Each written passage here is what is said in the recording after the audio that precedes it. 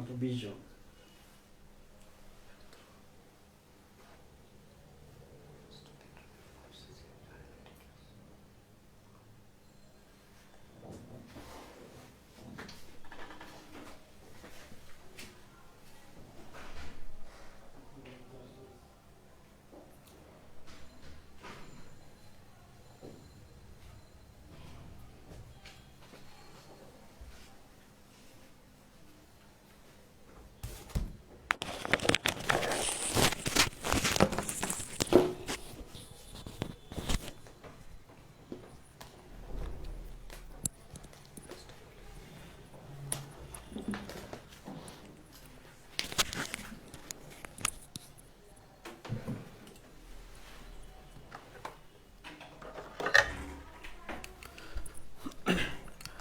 আসসালামু আলাইকুম, সবাই কেমন আছো? তোমরা কি সবাই আমার কথা শুনতে পাচ্ছ?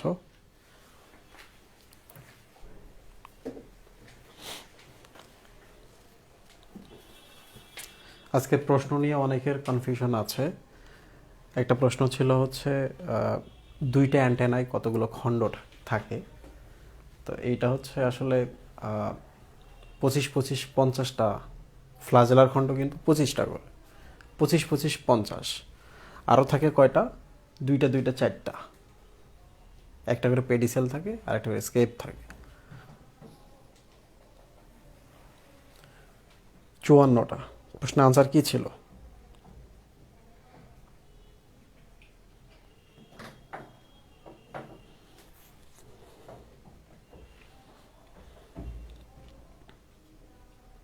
এই প্রশ্ন দেখি ফোনে।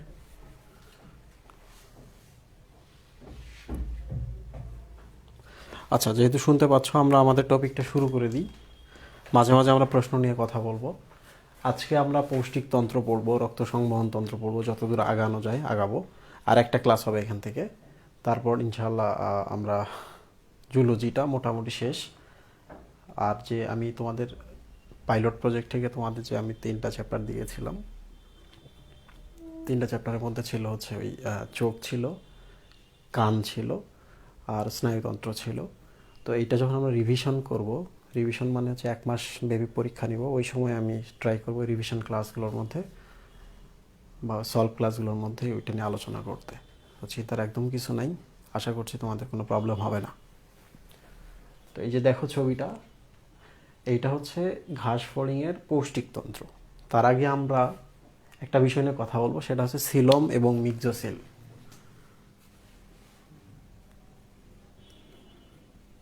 সিলম, মিক্সোসিল। দেখো ত্রিস্তরী যারা, তাদের এটা একটা মনে করো ছবি, এটা হচ্ছে ত্রিস্তরী একটা প্রাণী। তো আমরা এই যেটা কাটলাম, এই জায়গাটা কেটে নিলাম, কেটে নিলে আমরা কি দেখতে পাবো? এটা গোলাকার এরকম। তো 3টা লেয়ারে কোষগুলো থাকে।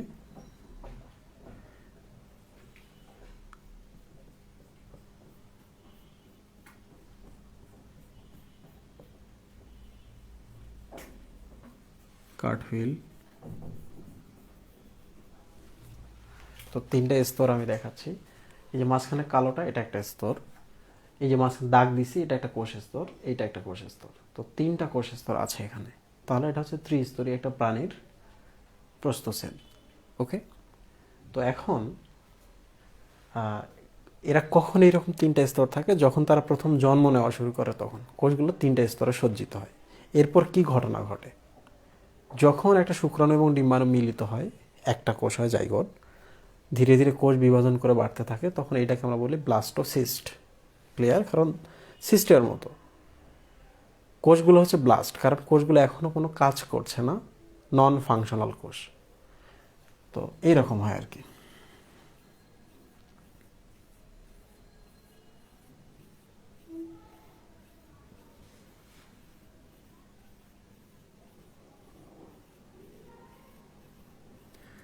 জাইগোটটা বারবার বিভাজিত হয়ে এরকম হবে।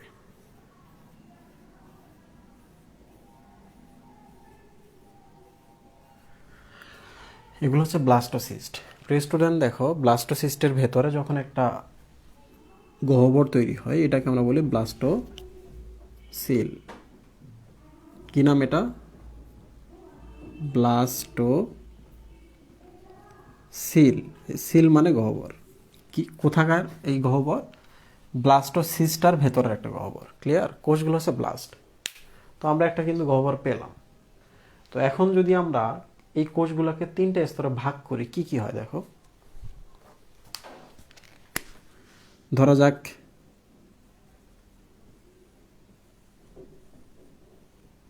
এটা একটা কোষ স্তর,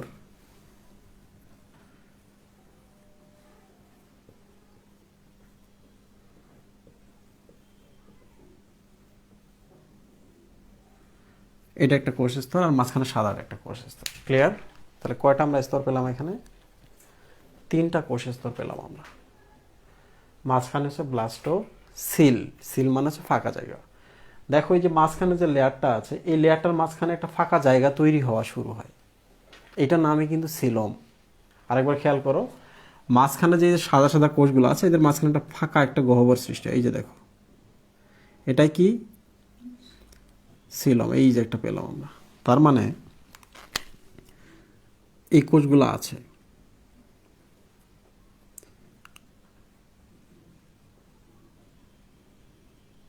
এখানে কোষগুলোও আছে।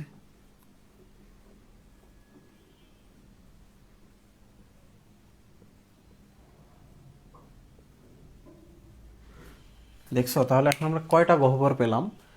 মাঝখানে পেলাম ব্লাস্টোসিল, আর এই যে মাঝখানে এগুলো হচ্ছে একটোডার্মের কোষ, এগুলো মানে বাইরের কোষ।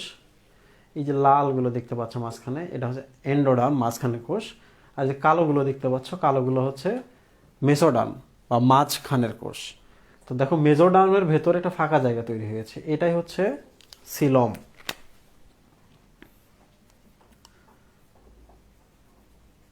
ক্লিয়ার? এটা ব্লাস্টো সিল, এটা সিলম। তো এইসব প্রাণীদের ক্ষেত্রে একটা স্পেশাল ঘটনা ঘটে, সেটা হলো এই লেয়ারটা আর এই লেয়ারটা মিক্স হয়ে যায়। দেখছো? মানে সিলোমটা এবং ব্লাস্টোসিলটা দুইটা পরস্পর ফেটে চৌচির হয়ে একটার সাথে আরেকটা যুক্ত হয়ে যায়। তখন আমরা কি বলতে পারি? যে ব্লাস্টোসিল এবং সিলোম দুটা মিক্স হয়ে গেছে। এই জন্য এদের শরীরের ভেতর যে ফাঁকা গহ্বরগুলো আমরা পাচ্ছি, এটাকে আমরা তখন বলি মিক্সোসিল। মিক্সোসিল মানে এই সিল আর এই সিল মিক্স হয়ে গেছে, তার নাম কি হবে? মিক্সোসিল। তোমরা কি সবাই বুঝতে পেরেছো মিক্সোসিল কেন বলা হয় এটাকে? তাহলে এটা কখন হবে? যখন এই পতঙ্গটা জন্ম নেবে, ধীরে ধীরে বড় হচ্ছে, তখন এটার নামই হচ্ছে মিক্সোসিল, মানে ভ্রূণীয় দশায় এই ঘটনাটা ঘটে। ক্লিয়ার? সবাই বুঝতে পেরেছো? তো সিলম সম্পর্কে একটা ধারণা তো পাইছো নাকি? মাঝখানের দেখো কোষগুলোর স্তরের মাঝখানে একটা ফাঁকা জায়গা তৈরি, এটাই হচ্ছে সিলম।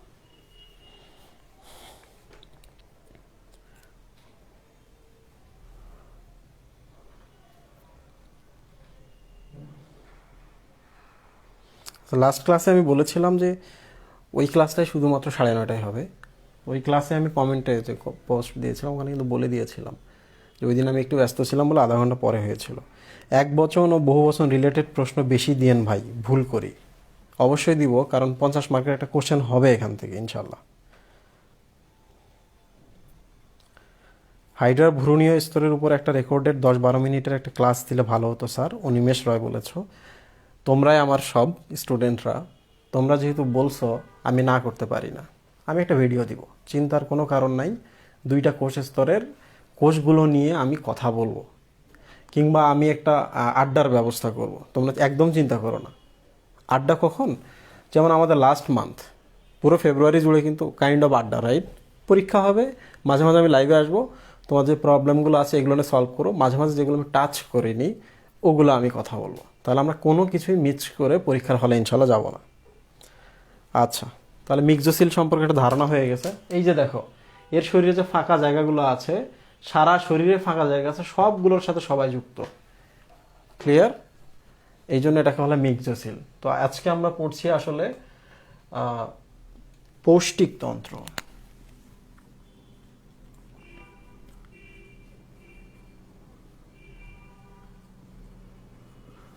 ঠিক আছে? তো এখন কিন্তু প্রশ্ন আসতে পারে মিক্সোসিল কাদের থাকে, কোন পর্বের প্রাণীদের থাকে। তাহলে এটা কি হবে, আর্থ্রোপোডা, বা প্রথম মিক্সোসিল কোন পর্বে দেখা গিয়েছিল, আর্থ্রোপোডা। কোন প্রাণীতে মিক্সোসিল পাওয়া যায়, ঘাস ফড়িং। তাহলে এখন আমরা আলোচনা করি হচ্ছে পৌষ্টিকতন্ত্র থেকে। প্রিয় স্টুডেন্ট, তোমরা তো জানোই তন্ত্র মানে একাধিক জিনিস থাকলেই তন্ত্র।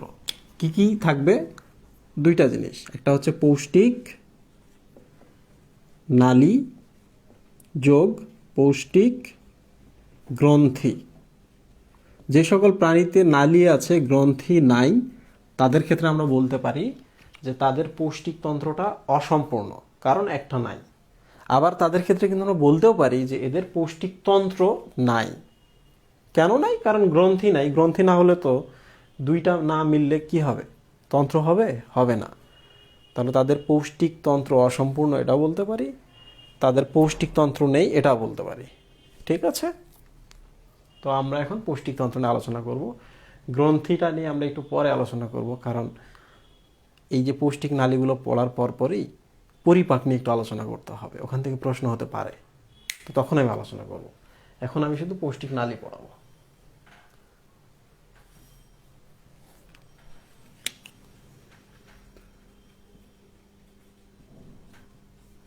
দেখো, এই যে এখানে মুখ আছে, এখানে এটা কিন্তু মুখ না, এখানে মুখ আছে।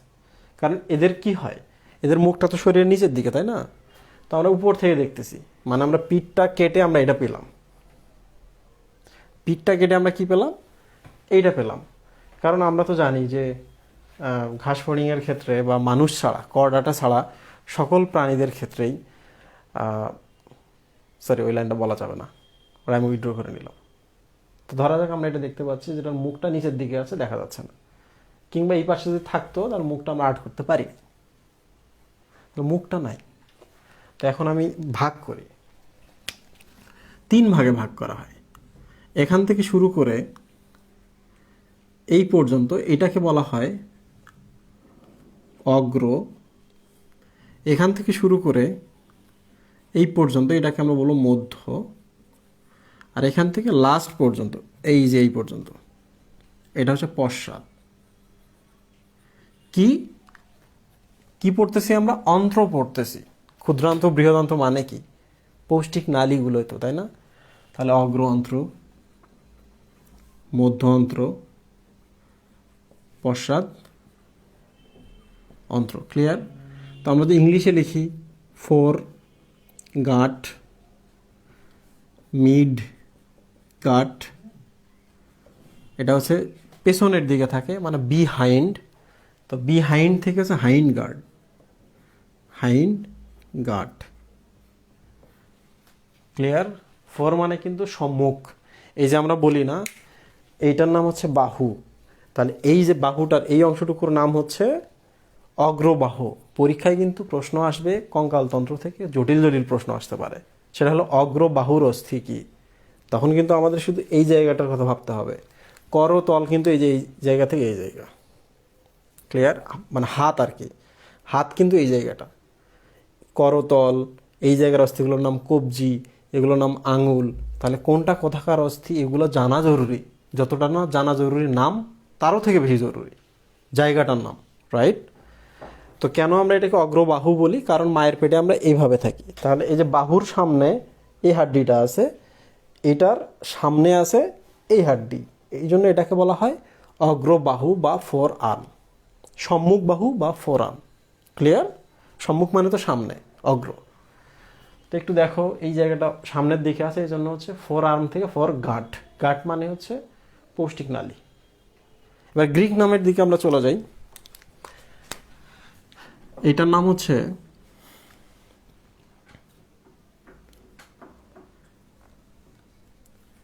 স্টোমোডিয়াম,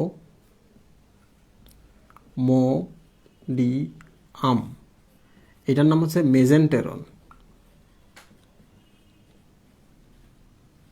আর এইটার নাম হচ্ছে প্রোক্টোডিয়াম, রাইট? তো নামগুলো খুব জরুরি, এই জন্য আমি নামগুলো পড়াচ্ছি। আর ঘাস ফড়িং নিয়ে যেহেতু তোমাদের দাবি ছিল ডিটেল পড়াতে, আমি ডিটেল পড়াবো। হতেই পারে এই চ্যাপ্টার থেকে প্রশ্ন আসছে, হাইড্রা থেকে প্রশ্ন আসেনি, হতেই পারে, তাই না? গতবারও কিন্তু এখান থেকে প্রশ্ন হয়েছিল। কি প্রশ্ন হয়েছিল জানো? হেপাটিক সিকা, গ্যাস্ট্রিক সিকা, কিংবা ওই যে 6 এবং 6 জোড়া যে সংখ্যাগুলো ছিল না, ওখান থেকে প্রশ্ন হয়েছিল। এখান থেকে প্রশ্ন হয়েছিল, এই টপিকটা থেকে আজকে যেটা পড়াচ্ছি মেডিকেল অ্যাডমিশনে। তো দেখো, স্টোমা মানে হচ্ছে মুখ। ওই যে আছে না গোলাকার মুখ, মানে কি? সাইক্লোস্টোমা। গোলাকার মুখ যে সুপার ক্লাসে থাকে তাদের নাম হচ্ছে সাইক্লোস্টোমাটা, তাই না? অডিয়া মানে হচ্ছে আসলে অন্ত্র। ক্লিয়ার? তাহলে মুখ অন্ত্র, মুখ যেহেতু সামনের দিকে থাকে এই জন্য এটার নাম হচ্ছে অগ্র অন্ত্র বা সম্মুখ অন্ত্র। ক্লিয়ার? মেজো মানে হচ্ছে মিড, আর অ্যান্টারন মানেই কিন্তু হচ্ছে অন্ত্র। তোমরা তো জানো যে পেটের ভেতরে, অন্ত্রের ভেতরে যদি কখনো প্রদাহ হয় এটার নাম হচ্ছে অ্যান্টারাইটিস। তাহলে অ্যান্টারো মানে কি? অন্ত্র। অ্যান্টারোআইটিস মানে কি? অন্ত্রের সংক্রমণ। ক্লিয়ার? তাহলে অ্যান্টারো মানে হচ্ছে অন্ত্র, মেজো মানে হচ্ছে মিড। শেষ। এবার হচ্ছে শেষের অংশটুকু। মেডিকেলে তোমরা যখন যাও, যখন এই কাউরে খুব অ্যাসিডিটি থাকে, গ্যাস্ট্রিক খুব জ্বালাপোড়া করতেছে, তো ডাক্তাররা কিন্তু তাদেরকে বলে যে আপনি একটা এন্ডোস্কোপি করে নিয়ে আসেন। স্কোপ মানে কিন্তু দেখা, মাইক্রোস্কোপ, তাই না? মাইক্রো মানে খুব ছোট ছোট জিনিস দেখা, ছোট ছোট জিনিস, স্কোপ মানে দেখা। তো এন্ডোস্কোপ মানে হচ্ছে ভেতরে দেখা। তাহলে একটা পাইপ ঢুকাই দিবে ক্যামেরা সহ একটা আলো এবং পাইপ পাঠিয়ে দেবে। ক্যামেরা দিয়ে হচ্ছে দেখবে, আর আলো দিয়ে হচ্ছে আলোকিত করবে জায়গাটা, তাই না? তো কখনো যদি নিচ দিয়ে দেয়, এটা তো এই পাশে দিল, যদি নিচ দিয়ে কখনো দেয় ওটার নাম কিন্তু আর অ্যান্ডোস্কোপি থাকে না, ওইটার নাম হয়ে যায় দুইটা। যদি নিচ দিয়ে কোলন পর্যন্ত ক্যামেরাটা পাঠায় দেয় তাহলে এটার নাম হচ্ছে কোলোনোস্কোপি, মানে কোলনোস্কোপ করা, দেখা। কিংবা যদি দেখে যে মলাশয়টা আমি দেখব, তাহলে ওই ক্যামেরার নাম তখন হয়ে যায় প্রোক্টোস্কোপি। ক্লিয়ার? প্রোক্টো মানে হচ্ছে পেছনের অংশ। তাহলে দেখো, অডিয়া মানে হচ্ছে অন্ত্র, প্রোক্টো মানে হচ্ছে পেছনে, পশ্চাৎ অন্ত্র। ক্লিয়ার? পশ্চাৎ অন্ত্র। তো আশা করছি সবার এই কনফিউশনগুলো ক্লিয়ার হয়ে গেছে, কিছু অন্তত জানতে পারছো। তো এবার চলে আসি আমরা যে এই পার্টের মধ্যে কি থাকে, এখানে কি থাকে, এখানে কি থাকে। মনে রাখবা মেজেন্টেরনে কিচ্ছু থাকে না, মেজেন্টেরন অল্প একটু জায়গা এবং ওর পুরোটার নামই হচ্ছে মেজেন্টেরন। তাহলে আমরা দেখব অগ্রন্থের ভাগ এবং পশ্চাৎঅন্ত্রের ভাগ। আমি কিন্তু তোমাদের এইটা টিফিনে দিয়েছি, তো টিফিনেই আছে, তারপর আমি বলে রাখি কীভাবে মনে রাখবা। ই কি ই ক, রি পা, ইক্রির পা। ওই যে ইক্রি শিকু হালুম আছে না, ইক্রি শিকু হালুম, তো ওই ইক্রির কথা বলতেছে। ইক্রির পা, পা যেহেতু নিচের দিকে থাকে, তাহলে ইক্রির পা, এই সূত্রটা শুধুমাত্র প্রক্টোডিয়াম বা পশ্চাতন্ত্রের ক্ষেত্রে প্রযোজ্য। ইতে হচ্ছে ইলিয়াম, কতে হচ্ছে কোলন, রিতে হচ্ছে রেকটাম, রেকটাম মানে এই যে মলাশয়টা, আর পাতে হচ্ছে পায়ুছিদ্র, এই যে ছিদ্রপথ এইটা। ক্লিয়ার? ইলিয়াম, কোলন, রেকটাম, পায়ুছিদ্র। এদের কাজগুলো আমি একটু পড়াই, না শেষে পড়াই। সামনের দিকে চলে আসি, এই যে এখান থেকে শুরু করে এই পর্যন্ত, এখানে কি আছে এইভাবে মনে রাখবা। মুখ গ্রাস করবে গিজার্ডকে।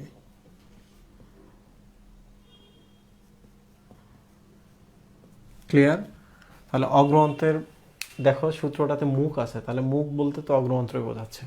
মুখ গ্রাস করবে গিজার্ডকে। কীভাবে মনে রাখবা? দেখো, এই যে এটার জন্য আমরা দেখতে পাচ্ছি না, মুখ ছিদ্র আছে।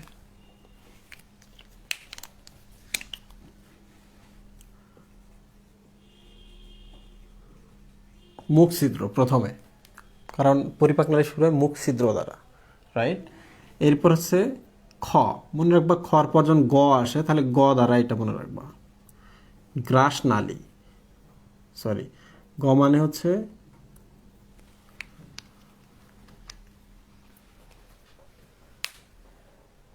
দেখি বইটা,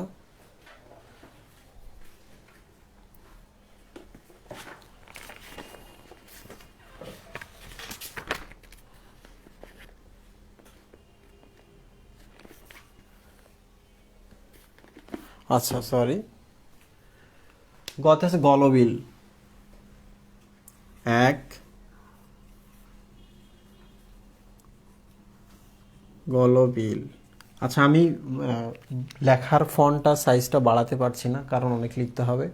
তো তোমরা একটু মোবাইলটা ল্যান্ডস্কেপ মোডে দেখো, সোজা থাকলে একটু বাঁকা করে দেখো। যাদের ল্যাপটপ আছে, পিসি আছে, তাদের সমস্যা হওয়ার কথা না। মুখ মানে মুখ ছিদ্র, গতে গলবিল, গ্রাস আছে গ্রাসনালী, বইতে তো আছেই, করবেতে হচ্ছে ক্রপ,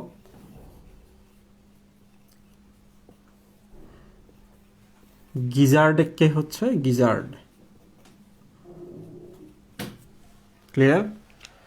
তো দেখো মুখ ছিদ্র, তারপরে এই যে এটা দেখতে পাচ্ছ এটা হচ্ছে গলবিল, তারপর মানে যেখানে দেখতে পাচ্ছ না আর কি, তারপর এই যে একটা নালী নেমে আসলো, এটার নামই হচ্ছে গ্রাস নালী। যে আমাদের গ্রাস নালী আছে না, ইসোফেগাস বা অন্য নালী আছে, গ্রাস নালী বা অন্য নালী সেম কথা। এরপর এই যে সামান্য একটু স্ফীত অংশটুকু দেখতে পাচ্ছ, এটা হচ্ছে ক্রপ। এটা একটা স্পেশালিটি আছে, এটা জানতে হবে, এখান থেকে পরীক্ষায় প্রশ্ন হয়। তারপর হচ্ছে গিজার্ড। তো তোমরা কি সবাই আমার কথা শুনতে পাচ্ছ? আচ্ছা আমাকে 1 সেকেন্ড সময় দাও।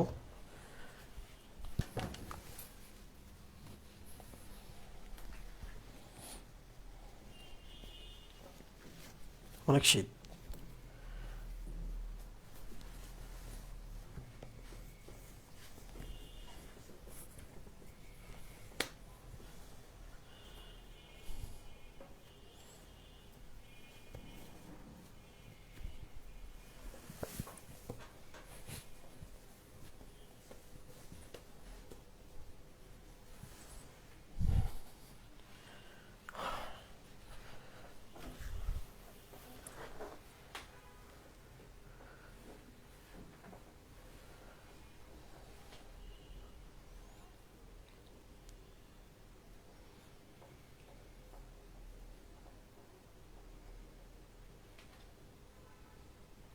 আসসালামু আলাইকুম ভাইয়া, অনেক দিন পর ক্লাস করতে পেরে অনেক ভালো লাগছে।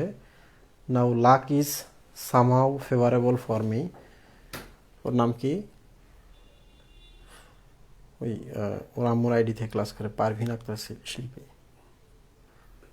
আবিদা। হ্যাঁ আমাদেরও খুব ভালো লাগছে, পুরাতন মুখগুলো আমরা দেখতেছি। তো শেষের দিকে যখন আমরা হচ্ছে পরীক্ষা নেওয়া শুরু করব পুরো ফেব্রুয়ারি জুড়ে, তো তখন কিন্তু শুধু তোমরা পরীক্ষা দিবা এমন না, সারা দেশ মিলে তোমাদের সাথে পরীক্ষা দিবে। তখন আমরা হচ্ছে পরীক্ষার জন্য একটা ব্যাচ করবো, তাই না? স্টুডেন্ট ভর্তি হবে অনেকে বলে রাখছে।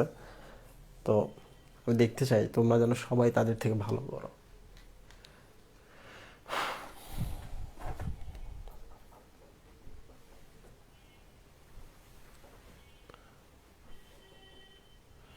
আচ্ছা দেখো, মুখ থেকে ইম্পর্টেন্ট কোনো প্রশ্ন নাই, মুখ থেকে ইম্পর্টেন্ট কোনো প্রশ্ন নাই, আসবে না। পার্টের নাম জানলেই হবে, খাবার মুখে ঢুকে আসে এই সব কথা। মুখ থেকে গ্রাসনালীতে পাঠায়, গ্রাসনালী থেকে খাবার গলবিলে পাঠায়, গলবিল থেকে গ্রাসনালী, গ্রাসনালী থেকে ক্রপ, ক্রপ থেকে গিজার্ড, এইভাবে খাবার যায় আর কি। প্রত্যেকটা কাজ দেওয়া আছে, দেখলেই বুঝতে পারবো যে ওইটার খাবার পরেরটাতে পাঠায়, এই হলো ঘটনা। তো এখন পড়তে হবে কোন জায়গা থেকে বলি। এটা হচ্ছে গলবিল, এই যে সরি, এটা হচ্ছে গ্রাসনালী। কারণ আমাদের তো এটা মুখ ছিদ্র, মুখ একটু ফাঁকা জায়গা, ওদেরও কিন্তু এরকম ফাঁকা জায়গা আছে। কাদের? ঘাসফড়িংয়ের। ঘাসফড়িংয়ের মুখের সামনে ফাঁকা জায়গা আছে, কি করে ওখানে খাবারটা প্রথমে নেয়, থলির মতো কাজ করে, তাই না? থলি, এটাকে স্যাক বলা হয়। স্যাক মানে থলি, পাউস মানে থলি। তো এই থলির মধ্যে প্রথম খাবারটা এসে বসে বলে ওই জায়গাটাকে কিন্তু সিবেরিয়াম বলে। সিবেরিয়াম মানে হচ্ছে খাবারের পাউচ বা খাবারের থলি। ক্লিয়ার? কোথায় থাকে এটা? মুখে থাকে, মুখ ছিদ্রের পরে এই জায়গাতেই থাকে। সিবেরিয়াম বইয়ে আছে, ওটা একটু দেখে নেব কোন জায়গায় থাকে। গলবিল থেকে কোনো কাজ নাই, কোনো কিছুই পড়তে হবে না। গ্রাসনালী থেকে গ্রাসনালী হচ্ছে এইটা, জাস্ট খাবার পাঠায় দেয়, আর কোনো কাজ নাই। ক্রপ থেকে হচ্ছে ইম্পর্টেন্ট, এই যে দেখো এটা হচ্ছে ক্রপ। তো তুমি কিন্তু খাবারটা খাওয়ার পর প্রথম একটা জায়গায় আসলা, যে জায়গাটা একটু ফোলা, রাইট?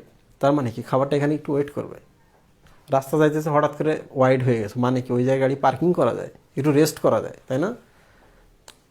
তো এটার নাম হচ্ছে ক্রপ। তো তোমরা ক্রপ থেকে কি কি পড়বা? দুইটা লাইন অবশ্যই পড়ে রাখবে। এক, এখানেই পরিপাক শুরু হয়, পরিপাক শুরু হয়। দেখো ক্রপের শেষে প আছে, তাহলে এখানেই পরিপাক শুরু হয়, ক্রপে পরিপাক শুরু হয়। সারা জীবন মনে রাখবা, একদম ভুল করবা না। 2 নম্বর প্রশ্ন, পরিপাক শুরু হতে গেলে তো পরিপাক এনজাইম লাগবে, তাহলে এই এনজাইম কোথায় পাওয়া যাবে? এই যে দেখো আমি এই সাইডে কিছু গাছের মতো ঝুলাই রাখছি, এগুলো থেকে আসলে লালা ক্ষরণ হয়। লালাটা এই যে এই পাশে যায়, গিয়ে লেবিয়ামের পাশে এখানে উন্মুক্ত হয়, হয়ে প্রথম এই জায়গাটায় খাবারটা যখন আটকে তখন এখানে পরিপাক শুরু করে। তাহলে এখন বলো তো, ক্রপে যে পরিপাকটা হচ্ছে, কে পরিপাকটা করছে? লালার এনজাইম, রাইট? তাহলে লালার এনজাইম দ্বারা বা লালাস্থ এনজাইম দ্বারা।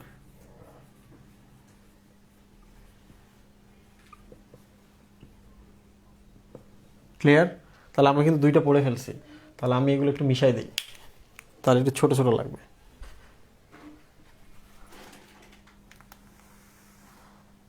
ক্রপ থেকে আর কিচ্ছু পড়তে হবে না। খাবার একটু চূর্ণ হয় ওটা জানার দরকার নেই, খাবার কোথায় বেশি চূর্ণ হয় ওইটা হলো ইম্পর্টেন্ট কথা। এরপরে দেখো এই যে বিশাল একটা জায়গা, দেখে কি মনে হচ্ছে? বড় একটা জায়গা, রাইট? তো এটার নাম কিন্তু গিজার্ড। এটার নাম কি? গিজার্ড। তাহলে গিজার্ড থেকে ইম্পর্টেন্ট কিছু জিনিস পড়ে রাখতে হবে।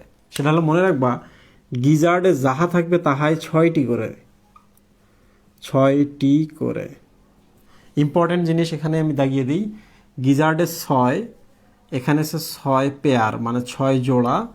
আর এই যে রেকটাম যেটা আছে এখানে হচ্ছে 6। তাহলে দাগিয়ে নাও তোমরা বইয়ের মধ্যে, বইয়ে যে চিত্রটা আছে ওখানে লাল কালিতে দাগাইতে পারো। এখানে 6, মাঝখানে 6 জোড়া, এবং এই যে রেকটাম বা মলাশয় যে জায়গা ওটা হচ্ছে 6। তার মানে এখানে যাহা থাকবে তাহাই 6টা করে থাকবে, এখানে যাহা থাকবে তাহাই 6 জোড়া করে থাকবে, এখানে যাহা থাকবে তাহাই কয় জোড়া? 3 জোড়া, 6টা করে থাকবে। ক্লিয়ার? ওকে। কি 6টা করে থাকে? এক, এখানে দাঁত থাকে কয়টি? 6টি। এখানে দাঁত কামড়াবে কিসের উপরে? এটা তো কাটাকাটির জন্য একটা নিচে একটা প্যাড থাকে, রাখতে হবে, রাইট? প্যাড থাকে এখানে কয়টি? 6টি। দাঁত থাকে, প্যাড থাকে, চুল থাকে, চুল বা লোম,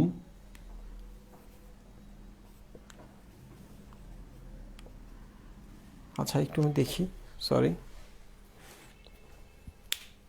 ও ঠিক আছে,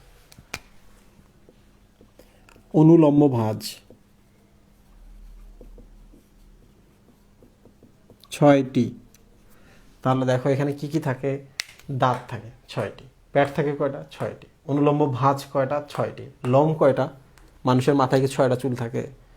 থাকে না। রাজীব ভাইয়ের মাথা হলে ভিন্ন কথা, বাট অন্যদের ক্ষেত্রে কিন্তু 6টা চুল থাকে না, অনেক থাকে। তাহলে এখানে লোম থাকে হচ্ছে অনেকগুলো, লোম বা চুল অনেকগুলো। এন দ্বারা আমি প্রকাশ করলাম এটা। ওকে। তো একজন আমার প্রশ্ন করতেছে যে অনুলম্ব ভাঁজ কি? একটু দেখো, যে এই যে এগুলো দেখো, এগুলো দেখো লম্ব বরাবর, মূল শরীরের সাথে লম্ব বরাবর আছে, রাইট? এগুলাই হচ্ছে অনুলম্ব। তাহলে একটা থলির ভেতরে যদি দেয়ালের ভেতরে একটু গর্ত করে দেই, দেয়ালের ভেতরে যদি গর্ত করে দিই, এগুলো ভাঁজ। এরকম করে কিন্তু গর্ত করে দিলাম না, এরকম করে দিলাম, রাইট? জিনিসটা এরকম আছে। তাছাড়া এই যে দেখো এখানে যদি এরকম করে দেই তাহলে অনুলম্ব ভাঁজ। এটা যদি এইরকম করে দেয় তাহলে কিন্তু এটা অনুলম্ব না, এইটা হচ্ছে অনুলম্ব ভাঁজ। ওকে, শেষ। তখন কাজটা একটু দেখো, দাঁত যদি থাকে তার কাজ কি হবে? খাবার চূর্ণ করা, খুব সহজ। প্যাড যদি থাকে প্যাডের উপরে চূর্ণ করে আর কি। অনুলম্ব ভাঁজ একটু জায়গাটা বাড়লে ভালো, লোমের কাজ কি? চুলের কাজ কি? আর চুল মানে সুতা, সুতা মানে নেট, মানে জাল তৈরি করা যাবে। তাহলে সুতার কাজ হচ্ছে জাল তৈরি করা। জাল কিন্তু বইয়ে লেখা নেই। জাল দ্বারা আমরা কি করি? পানি থেকে মাছগুলো সেকে বাইর করি, ঠিক না? তাহলে এর কাজ হচ্ছে ছাঁকুনি। তাহলে গিজার্ডের কাজ কি? খাবার চূর্ণ করা, খাবার ছাঁকুনি করা, রাইট? গিজার্ডের কাজ শেষ। গিজার্ডের কাজ হচ্ছে খাবার চূর্ণ করা এবং খাবার ছাঁকুনি করা।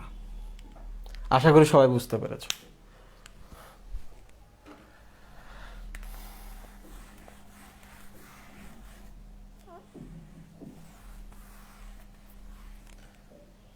এবার চলে আসি মেজেন্টেরনে। তার আগে আমি একটু তোমাদের প্রশ্ন নেই, তোমাদের মনে কোনো প্রশ্ন আছে কিনা? একটানা পড়ালে ওরা বোর হয়ে যাবে।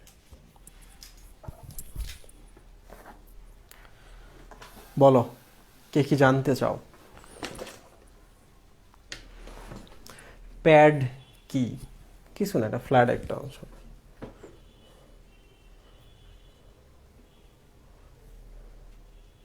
কিউটিন, কাইটিন, কিউটিকলের মধ্যে পার্থক্য কি ভাইয়াম? ও, আমাকে কেমন ভাইয়াম ডাকা লাগবে সিঙ্গুলার প্লুরাল দেখার পর? মানে একটাই ভাই তোমাদের, ভাইয়া থেকে ভাইয়াম। ওকে, ভেরি গুড। নামগুলো দেখো তো, কিউটিকল আর হচ্ছে কিউটিন একরকম না? কিউ কিউ, তাহলে কিউটিনটা হচ্ছে কিউটিকল তৈরি করে, একই জিনিস। তাহলে কিউটিন কিউটিকল শেষ। দুইটাই কি আসলে? লিপিড। কথা শেষ। বাকি রইল কাইটিন, কাতে হচ্ছে কার্বোহাইড্রেট, রাইট? এখন যদি আমি জিজ্ঞেস করি কিউটিন এবং কাইটিন কিংবা কাইটিন ও কিউটিকলের মধ্যে পার্থক্য কি? কাইটিনটা হচ্ছে শক্ত, কাইটিনটা হচ্ছে শক্ত।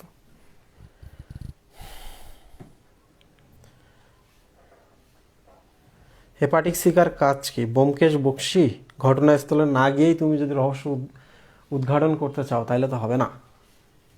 যাইতেছি।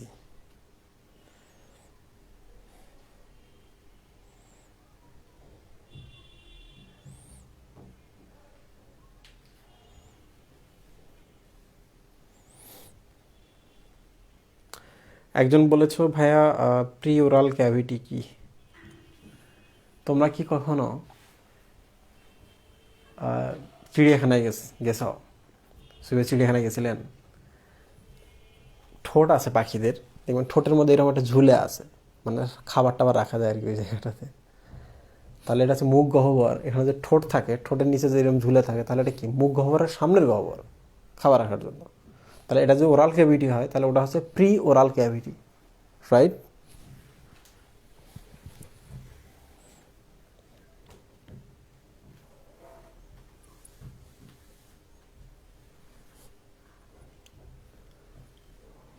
আচ্ছা,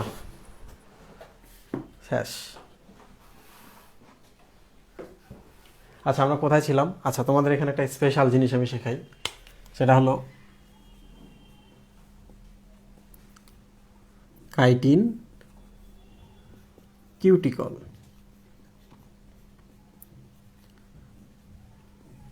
ক্লিয়ার? আর একটা আছে পেরিট্রফিক ঝিল্লি।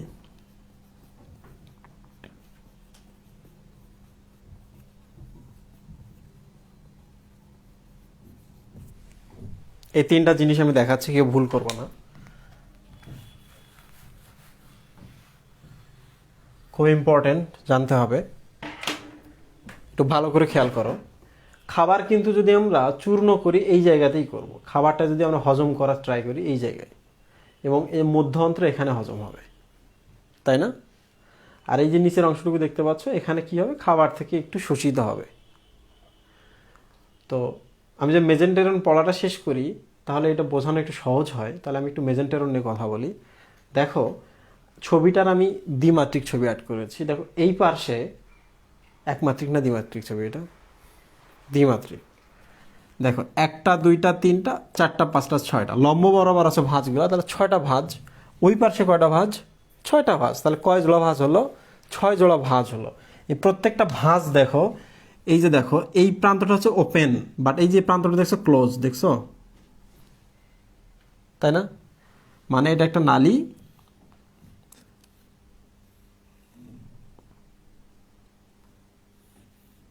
দেখো এটা তো এদিকে ওপেন, এদিকে ওপেন, তাহলে আমরা কিন্তু বলতে পারি যে আমরা যদি এই পাশে প্রবেশ করি এই পাশে বের হতে পারবো।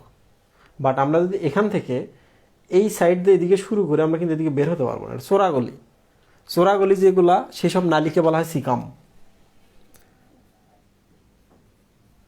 সিকাম শব্দের অর্থ কিন্তু চোরাগলি। তোমরা যদি আমাদের মানুষের এই সিকামটা দেখো তাহলে বুঝতে পারবা। দেখো এটা হচ্ছে ডিওডেনাম, ইলিয়াম, জেজুনাম আসলো, এসে সিকামের সাথে মিলিত হয়।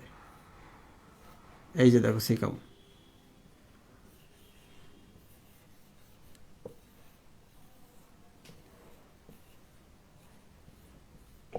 ক্লিয়ার? ছবিটা দেখো, তুমি যদি মুখ দ্বারা আসো, এসে কিন্তু এই যে নালীগুলোতে বের হইতে পারবা এই জায়গায়। তার মানে এই যে নালীটা দেখতেছো এখানে ওপেনিং আছে, এখানে ওপেনিং আছে, তাহলে এটা কোনোভাবে সিকাম না, মানে চোরাগলি না, ঢুকলে বের হইতে পারবা। বাট এখানে একটু খেয়াল করে দেখো যে এই নালীটার ক্ষেত্রে দেখো তুমি এদিকে যাইতে পারবা কিন্তু নিচের দিকে নামতে পারবা না। এই যে এখানে বন্ধ, বন্ধ দেখছো? সিকাম শব্দের অর্থ কি? বন্ধ গলি, চোরা গলি, রাইট? ব্লাইন্ড স্যাক, ওটা থলি না, ব্লাইন্ড স্যাক, অন্ধ গলি। এক পাশে যাইতে পারবা আর এক পাশে যাইতে পারবা না। তো এই যে এগুলোও কিন্তু হচ্ছে সিকা বা সিকাম। সিকাম মানে হচ্ছে এক বচন, তাহলে সিকা মানে কি? বহু বচন, কারণ কয়টা আছে এগুলা? 6 জোড়া আছে, তাহলে এগুলোর নাম হচ্ছে সিকা। ক্লিয়ার? এগুলো সিকা। কি সিকা? এগুলো যকৃতের মতো কাজ করে, মানে একটু রস ক্ষরণ করে পরিপাকের জন্য, তাহলে হেপাটিক সিকা। যেহেতু জায়গাটার নাম কিন্তু মধ্যন্ত্র, মিডগার্ড, মেসেন্টেরন বা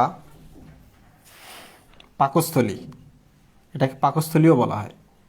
তোমরা তো জানো পাকস্থলী মানে হচ্ছে গ্যাস্ট্রিক। তাহলে গ্যাস্ট্রিক যদি এটা হয় তাহলে কিন্তু হেপাটিক সিকাকে আমরা বলতেই পারি গ্যাস্ট্রিক সিকা। অপরাধ হবে? মহিবুল্লাহ, অপরাধ হবে? তাহলে প্রশ্ন যদি করি কখন, হেপাটিক সিকা কয় জোড়া? 6 জোড়া। হেপাটিক সিকা কয়টা? 12টা। গ্যাস্ট্রিক সিকা কয়টা? ওগুলাই তো 6 জোড়া। গ্যাস্ট্রিক সিকা কয়টা? 12টা। ক্লিয়ার? এগুলোর কাজ কি? ভালো করে খেয়াল করো, এগুলোর কাজ কি? এগুলো থেকে রাসায়নিক পদার্থ বা এনজাইম ক্ষরণ করে পরিপাকের জন্য। 1 2 নম্বর আবার এগুলো কিন্তু শোষণও করে, যে খাবারটা পরিপাক হচ্ছে ওগুলো শোষণ করে রক্তে পাঠায়। রক্ত তো নাই এদের, এদের তো রক্ত নাই, হিমোলিম্ফ আছে, হিমোলিম্ফে পাঠায় দেয়। ওটা পরে পড়বো আজকে ইনশাল্লাহ। তো এখান থেকে আর স্পেশালি কিছু পড়ার দরকার নাই, তোমরা শুধু এটা মনে রাখো, এই যে দেয়ালটা আছে এই দেয়াল থেকেও এনজাইম ক্ষরণ হয়, মেজেন্টেরনের দেয়াল থেকে। আবার এই দেয়ালে পরিপাকৃত খাবারকে শোষণ করে নেয়। ক্লিয়ার? হেপাটিক সিকা কি করে? এনজাইম ক্ষরণ করে, শোষণ করে নেয়। শেষ। তো এখানে একটা স্পেশাল কথা বলা আছে যে মধ্যন্ত্রের যে দেয়ালটা আছে ভেতরের দিকে পেরিট্রফিক ঝিল্লি আছে, পেরিট্রফিক ঝিল্লি দ্বারা লাগানো। এই যে আমাদের দেয়ালটা দেখো, দেয়ালটাতে আমরা কি করছি? একটা বোর্ড দিয়েছি, তাহলে বোর্ড দ্বারা এটা অন্তর্গাত্রটা রুমের ঢাকা। তাহলে এটা দেয়ালের ভিতরে একটা পাতলা পর্দা আছে, এটার নাম হচ্ছে পেরিট্রফিক ঝিল্লি। ক্লিয়ার? তাহলে এই যে পেরিট্রফিক ঝিল্লি আমি এখানে লিখেছি। তো এখন যদি আমি তোমাদের কখনো প্রশ্ন করি মেজেন্টেরনের আসলে কাজ কি, তোমরা এক কথায় বলে দেবো এখানে পরিপাক হয়, এখানে খাদ্য শোষণ হয়। ক্লিয়ার? ঘটনা শেষ। নিচের দিকে না গেলেও কোনো প্রবলেম নেই, তাই না?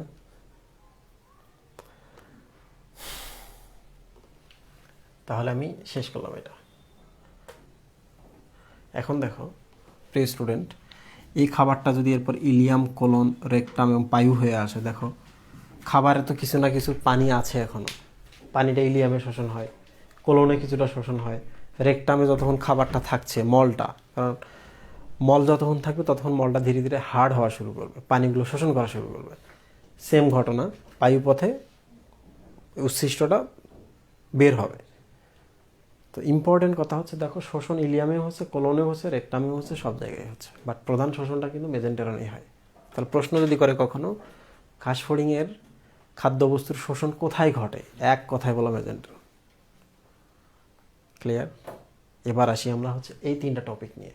দেখো, কাইটিন, কাতে হচ্ছে কার্বোহাইড্রেট বা শর্করা,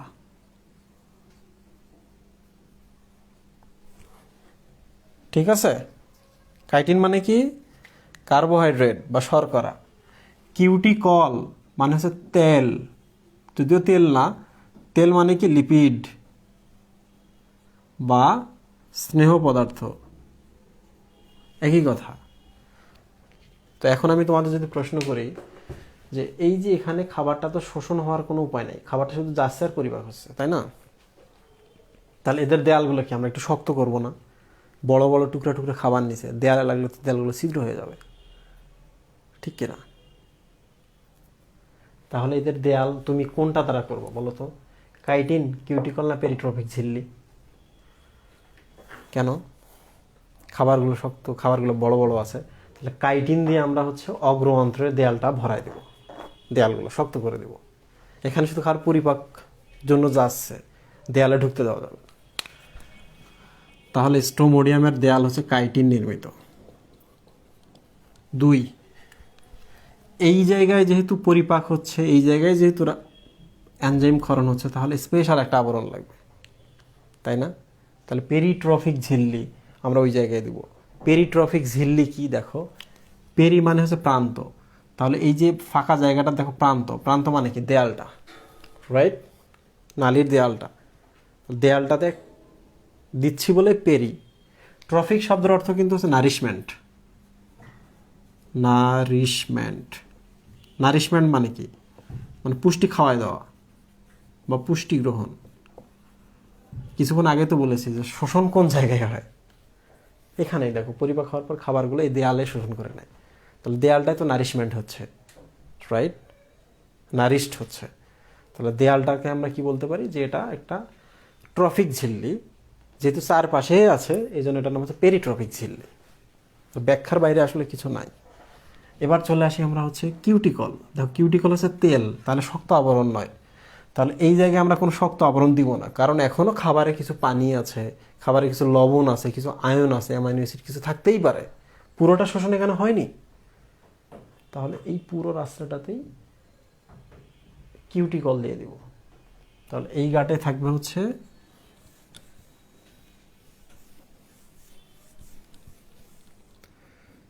পেরিট্রফিক ঝিল্লি,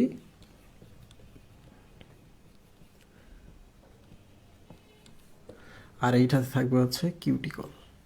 কিউটিকল শক্ত নয়, তাই সে কিছুটা হলো পানি আয়ন শোষণ করতে পারবে, যদিও সে পানি বিদ্বেষী দেয়াল, তারপরে শোষণ করার সুযোগ আছে, কিউটিকলের ছিদ্রগুলোতে চলে যাবে। তোমরা কি সব বুঝতে পারছো এই টপিকে? এই টপিকে কিন্তু আর কোনো প্রশ্ন নাই। আচ্ছা, এই যে এখানে 6টা কি ছিল আসলে? রেকটামে থাকে রেকটাল পেপিলা, পেপিলা মানে হচ্ছে চূড়া, অ্যাপেক্সের মতো। এই দেয়ালটা যদি আমরা কাটি তাহলে এরকম পাবো, দেখা যাবে এখানে 1, 2, 3, 4, 5, 6, 6টা চূড়া দেখো।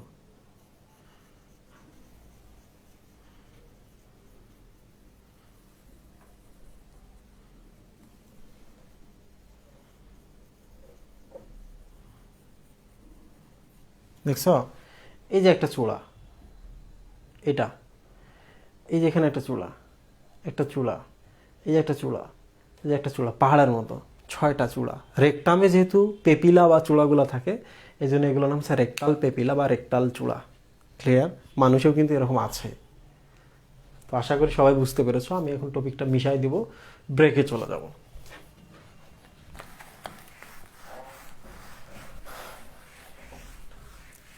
তোমরা কি অসন্তুষ্ট আমি ডিটেল পড়াচ্ছি এই জন্য?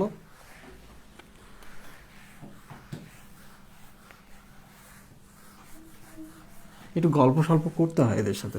ভাই, মেডিকেলে ক্লাস নিলে মানে অনলাইনে আর কি, যেটা মনে হয় যে অনেক পড়াতো, এদের তো অনেক পড়াইতে হবে, গল্প করার সাহসটা আমি পাই না, তাই না?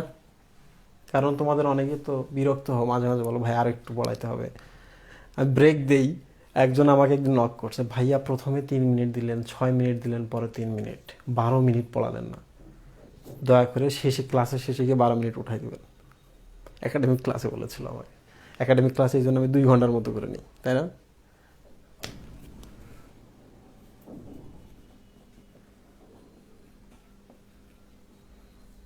Six minute break. তোমাদের প্রশ্ন থাকলে করতে পারো।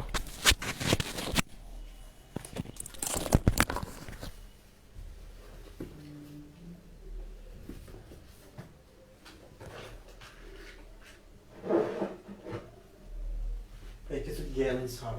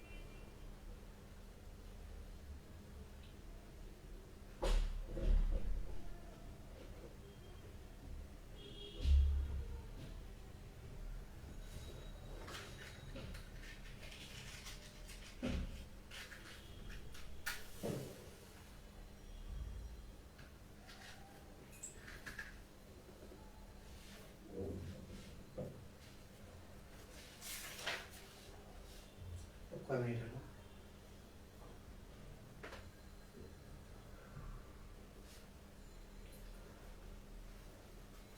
হ্যালো,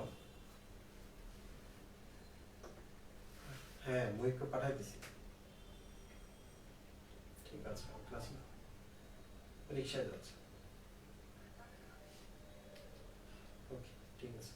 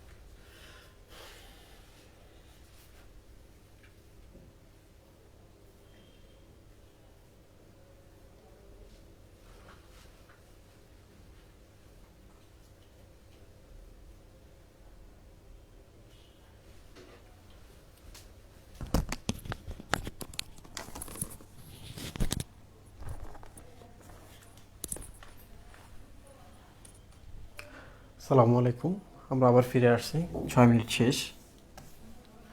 তো একজন প্রশ্ন করেছিল প্রোভেন্ট্রিকুলাস মানে কি।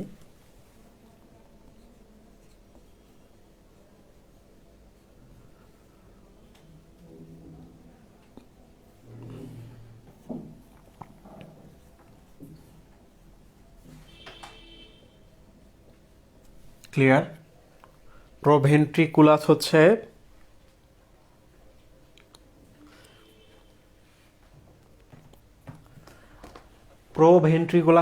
প্রোভেন্ট্রিকল। ক্লিয়ার? তো তোমরা তো দেখছো যে এরকম থাকে, প্রথমে হচ্ছে ক্রপ, তারপরে এরকম গিজার্ড, তারপর হচ্ছে এরকম মেজেন্টেরন, তারপরে এরকম নালিকার, সব নালিকার। স্পেশাল জিনিস কিন্তু 3টা এরকম গহ্বর থাকে। তো তোমরা জানো ভেন্ট্রিকল মানে একটা প্রকোষ্ঠের কথা বোঝাচ্ছে। তো এই যে এইটার নাম হচ্ছে গিজার্ড,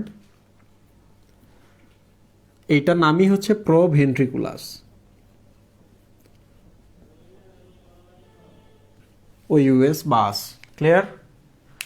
তো প্রোভেন্ট্রিকুলাসের সংজ্ঞাটা এমন যে বলা আছে যে পাখিদের ক্ষেত্রে, যারা এভিস তাদের ক্ষেত্রে বলা আছে যে এই ক্রপ এবং গিজার্ড দুইটার মাঝখানে একটা এরকম ফাঁকা জায়গা থাকে, ওইটার নাম প্রোভেন্ট্রিকুলাস। বাট এখানে দেখো এইটা হলো সব থেকে বড় একটা গহ্বর, তাহলে এইটার নাম আমরা ভেন্ট্রিকল বলতে পারি, তাই না? ভেন্ট্রিকল মানে একটা ফাঁকা জায়গা, অ্যাট্রিয়াম ভেন্ট্রিকল, ফাঁকা জায়গা। তো এইটার সামনে এটা থাকে বলে এটার নাম তখন আমরা বলতেছি এটা ছোট, এই জন্য এটার সামনে থাকে ছোট, যেহেতু ওর নাম হচ্ছে প্রোভেন্ট্রিকুলাস। তাহলে এখানে বলো তো ভেন্ট্রিকুলাস বা ভেন্ট্রিকল কোনটা? এইটা। তাহলে এটার সামনে যে থাকবে সেই তো প্রোভেন্ট্রিকুলাস, রাইট?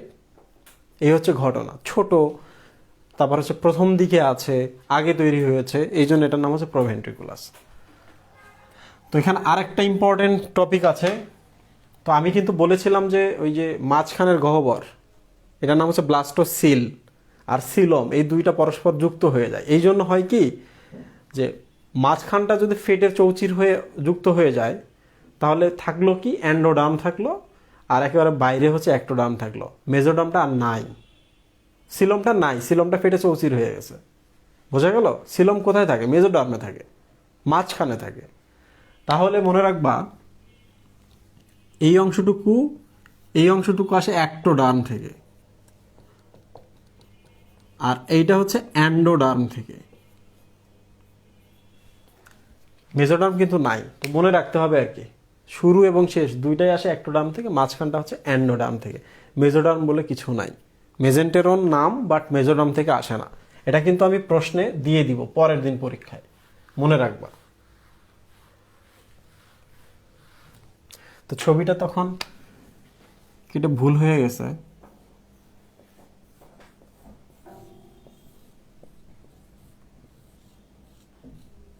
এই হচ্ছে ঘটনা। তো তোমাদের মনে হইতে পারে ভাই এই জায়গায় এরকম পাকা করে দিলেন কেন? আমরা অল্প একটু জায়গা দেখেছি, এটা আসলে এরকম পেঁচানো, বুঝতে পারছো? তো এইটা কি মেজেন্টেরন,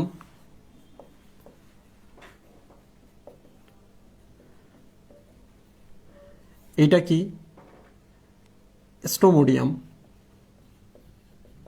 বা অগ্রন্ত্র, আর এইটা হচ্ছে প্রক্টোডিয়াম, তাই না সুফি ভাই? তো এখন আমাদের কথা হচ্ছে আমরা এখন কি পড়তেছি? পরিপাক নালী তো পড়ছি, এবার পরিপাক গ্রন্থি পড়ব। পরিপাক গ্রন্থি।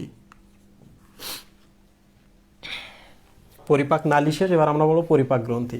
একটু ভালো করে খেয়াল করো, এদের হচ্ছে প্রধান পরিপাক গ্রন্থি কিন্তু এই যে এখানে থাকে, এইরকম গুচ্ছ হয়ে থাকে, হয়ে সবাই মিলে একটা এইরকম করে মুখে যায়। সেম এই পাশে এরকম একটা নালী এরকম করে মুখে চলে যায়। ওকে, তো মুখের দিকে যদি এরকম গ্রন্থি থাকে, এটার নাম কি? লালা গ্রন্থি। লালা গ্রন্থি। ওকে, 2 নম্বর আমরা বলেছিলাম যে মেজন্টেরনের দেয়ালটা কিংবা এখানে যে এইরকম অনুলম্ব ভাঁজগুলো থাকে, এটার নাম কি? হেপাটিক বা গ্যাস্ট্রিক সিকা। হেপাটিক বা গ্যাস্ট্রিক সিকা। আর বলেছিলাম যে মেজেন্টেরনের নিজের দেয়াল থেকেও কিন্তু কখনো কখনো ক্ষরণ, কখনো বলতে হয় আর কি,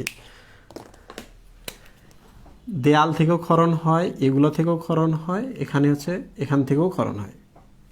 তো প্রথম প্রশ্ন হচ্ছে ঘাস ফড়িংয়ের পরিপাকতন্ত্র আছে কি না? আছে, সম্পূর্ণ, কারণ পরিপাক নালীও আছে, পরিপাক গ্রন্থিও আছে। 2, প্রধান পরিপাক গ্রন্থি কোনটি? লালা গ্রন্থি। ক্লিয়ার? তাহলে এখন আমাদের জানতে হবে যে কি কি পরিপাক এনজাইম ক্ষরণ করে। এটা দেখো, লালা গ্রন্থি থেকে যেহেতু উপরের দিকে, তাহলে আকাশ, তাই না? মনে রাখবে এইভাবে, যেহেতু উপরের দিকে লালা গ্রন্থি থাকে, তাহলে লালাস থেকে আকাশ এনজাইম ক্ষরণ হয়। আবার এই যে মেজেন্টেরনের যে দেয়ালটা আছে, নট হেপাটিক সিকা, মেজেন্টেরনের যে দেয়াল আছে, এই জায়গা থেকে ক্ষরণ হয় টিম আইলো। কোনো সুযোগ নাই, মনে রাখতে হবে, এই জন্য দিলাম আমি, প্রশ্ন আসতেই পারে এখান থেকে। তো মেজেন্টেরনের দেয়াল থেকে টিম আইলো এবং উপরে লালা গ্রন্থি থেকে আকাশ এনজাইম ক্ষরণ হয়। এনজাইমগুলোর এবার নাম দেখি আমরা।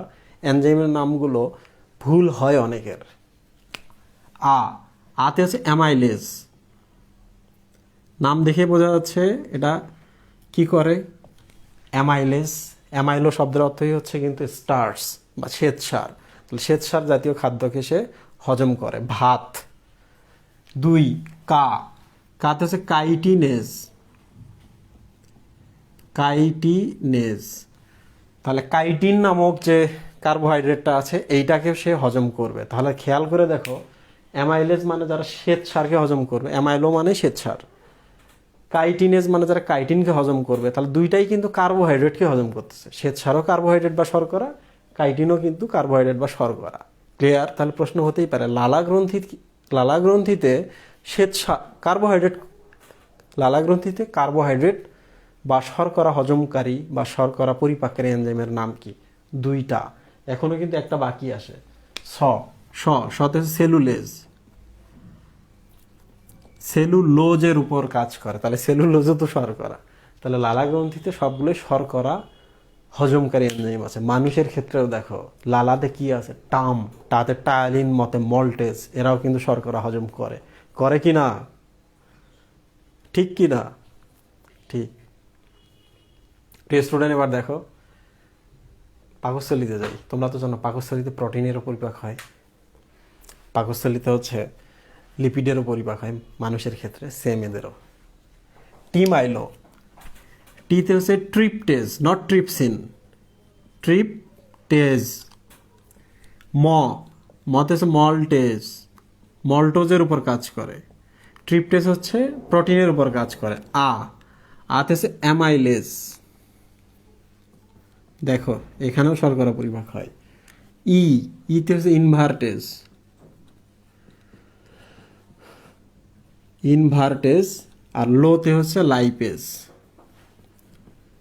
তো আমি তোমাদের একটা প্রশ্ন দিতেছি, তোমরা কমেন্ট বক্সের মধ্যে আনসার করবা। সেটা হলো, তোমরা বলো তো,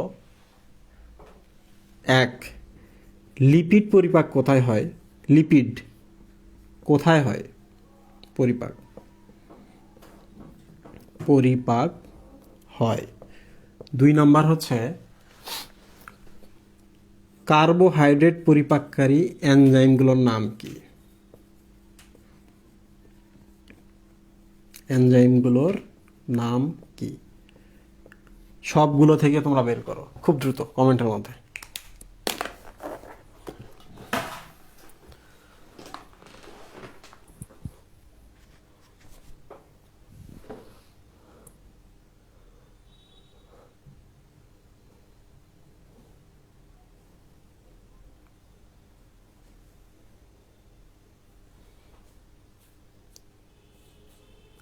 মুখ গহ্বরের অন্তঃপ্রাচীর তো কাইটিন নির্মিত, তাহলে কাইটিনেজ এনজাইম মুখের প্রাচীরের ক্ষতি করতে পারে না।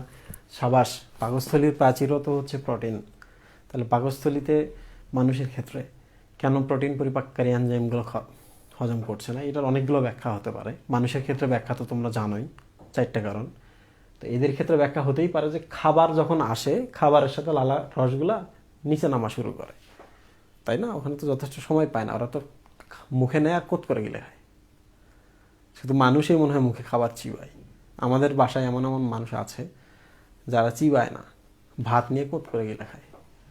পাকস্থলী আছে, পাকস্থলী কাজ করবে, তাই না? ডিওডেনাম আছে, ও পরিপাক করবে। আমার কি হতো, ঠেকা পড়তো, দাঁত দেশি বান্দর।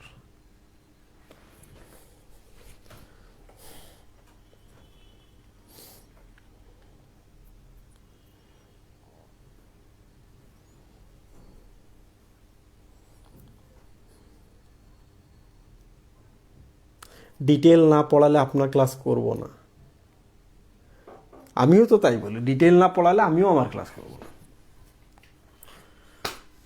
তাই না?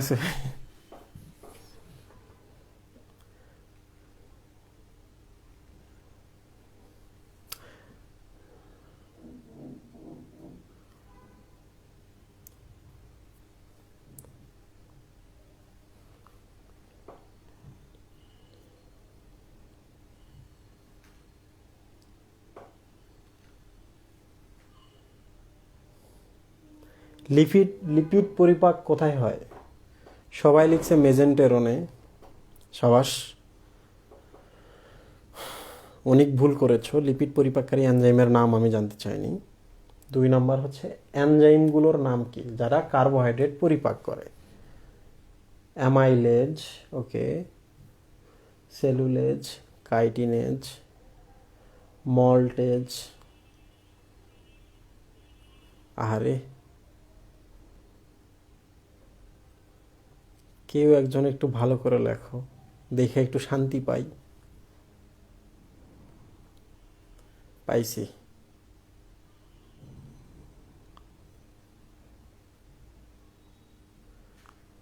আচ্ছা, গ্যাস্ট্রিক সিকা আর হেপাটিক সিকা তো একই কেন?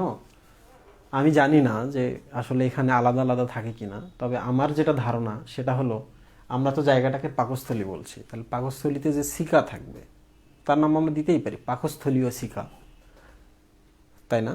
ওটার নাম হেপাটিক সিকা, আসলে বলতেই পারি ওটা হচ্ছে পাকস্থলীয় সিকা বা গ্যাস্ট্রিক সিকা।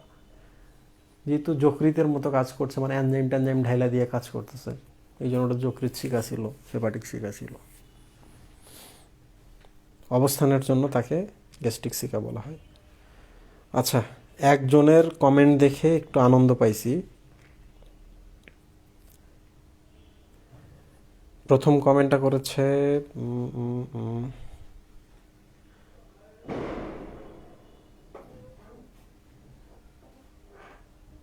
আচ্ছা, ওর নাম কি, আবিদা না আদিবা?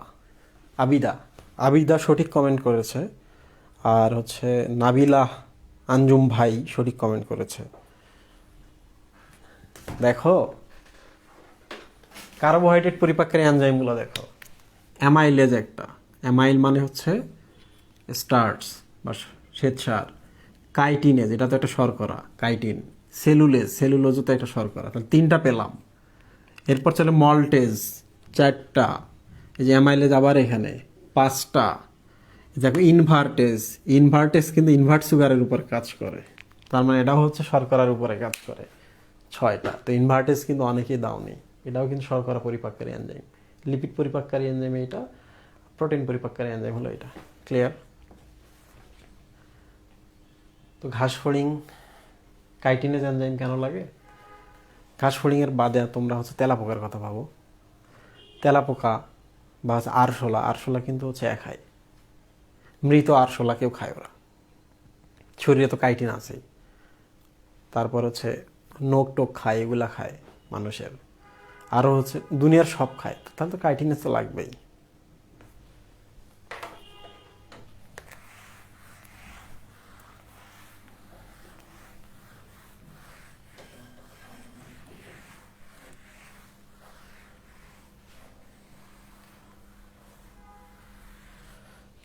সফি ভাই,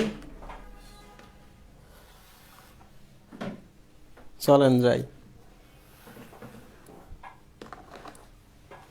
লুক, এখন আমরা বলবো রক্ত সংবহন তন্ত্র।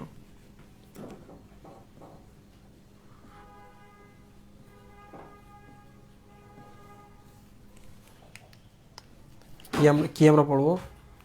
রক্ত সংবহন তন্ত্র। দেখো, এই রক্ত সংবহন তন্ত্রকে 3 ভাগে ভাগ করা হয়েছে। হিমোলিম্ফ, 2 হচ্ছে হিমোসিল, 3 হচ্ছে পৃষ্ঠীয় বাহিকা।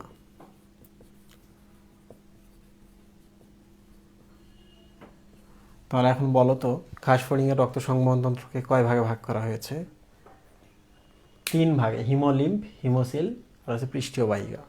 আর একটা প্রশ্ন, রক্ত সংবহন তন্ত্র আসলে কয় ধরনের হতে পারে? 2 ধরনের। দেখো, 1, 2, এটা হচ্ছে বদ্ধ আর একটা হচ্ছে মুক্ত।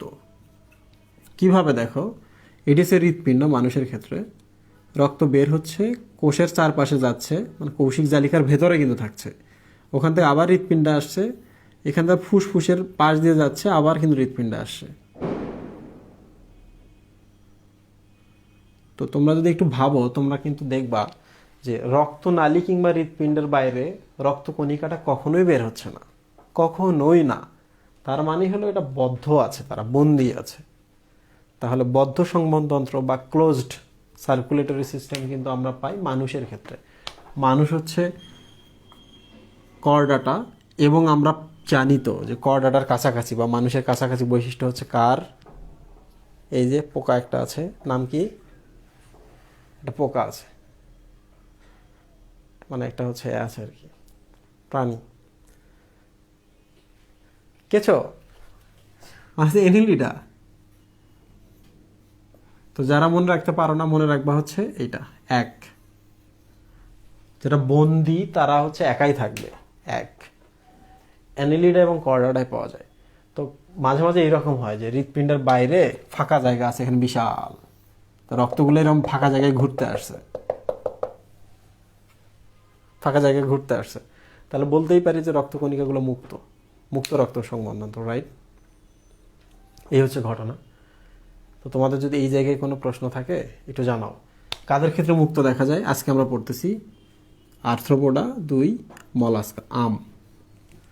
আম হচ্ছে মুক্ত, মানে বাংলাদেশে যে যত পারে আম খাইতে পারে, কোনো সমস্যা নেই। রাজশাহীর আম রংপুরে আসতেছে, রাজশাহীর আম রংপুরের আম বরিশালে যাইতেছে। ওকে, তাহলে বদ্ধ এবং মুক্ত শেষ। তো প্রিয় স্টুডেন্ট, একটা স্পেশাল জিনিস দেখাই আমি তোমাদের। দেখো, হিম মানে হচ্ছে রক্ত, রক্তগুলো কিন্তু সিল বা ফাঁকা জায়গায় আসছে, রাইট? তো এই জন্য আমরা এই জায়গাটাকে বা এই ব্যাপারটাকে বলি হিমোসিল। তাহলে এই ফাঁকাটা জায়গার নাম কি? হিমোসিল। মানে যে সিলে হিম আছে, হিম মানে কি? রক্ত। ওকে, আমি একটু আড্ডা দিই, আমি নিজে বোর হয়ে গেছি। এই স্টুডেন্ট সামনে বসে নাই, কি পরিমাণ একটা ব্যাপার হতো না যদি আমরা এরকম 800-1000 স্টুডেন্টকে সামনে বসাই, একটা ক্লাস নিতে পারতাম। নিজেকে তখন মনে হতো যে পলিটিক্যাল লিডার। আমরা একটা কাজ করি, বায়োলজি হেটার্সে যত স্টুডেন্ট আছে সবাইকে নিয়ে আমরা একটা দল ঘোষণা করে ফেলি, কি বলে? দলের নাম কি?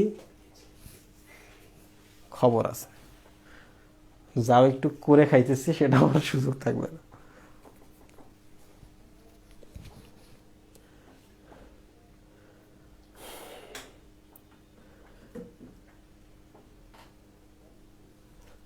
জুমে যান।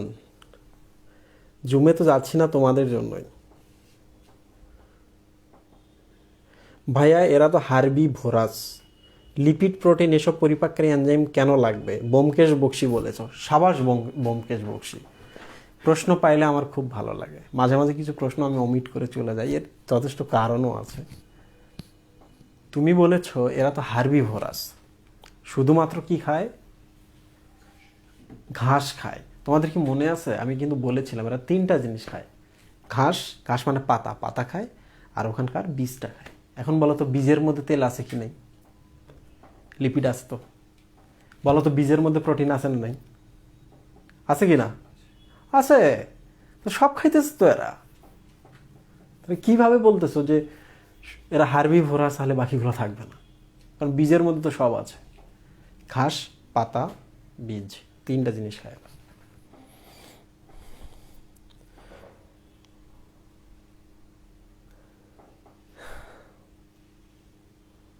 যাদের রক্ত সংবহনতন্ত্র মুক্ত সংবহন হয় তাদের রক্ত সংবহনতন্ত্র কি অনুন্নত? ইয়েস, তাদের রক্ত সংবহনতন্ত্র হচ্ছে অনুন্নত। কেন অনুন্নত আমরা যথাসময়ে পেয়ে যাবো ইনশাল্লাহ। লেকুনার মানে কি? লেকুনা, আচ্ছা লেকুনা কার পক্ষে বলছে? বইটা দেখি।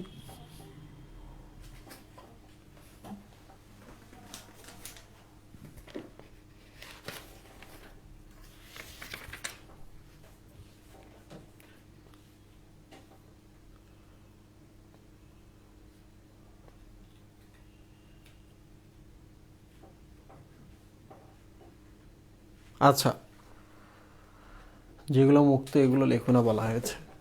প্রিয় স্টুডেন্ট, আমি তোমাদের যখন পড়িয়েছিলাম ওই কঙ্কালতন্ত্র, কঙ্কালতন্ত্র পড়ার সময় কিন্তু বলেছিলাম যে যারা একটু দৃঢ় অস্থি তাদের এককের নাম হচ্ছে হ্যাবার্সিয়ান তন্ত্র।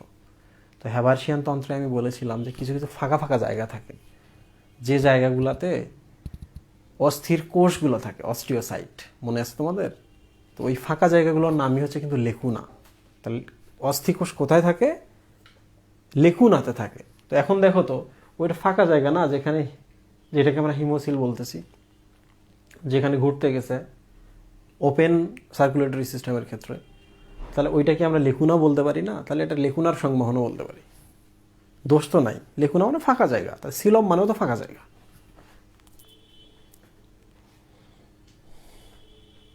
না, লেকুনা মানে নালী না, লেকুনা মানে হচ্ছে একটু ফাঁকা জায়গা। নাবিলা আঞ্জুম ভাই বলেছেন সরকার পার্টি। যে অলরেডি সরকার তার আবার পার্টি কি?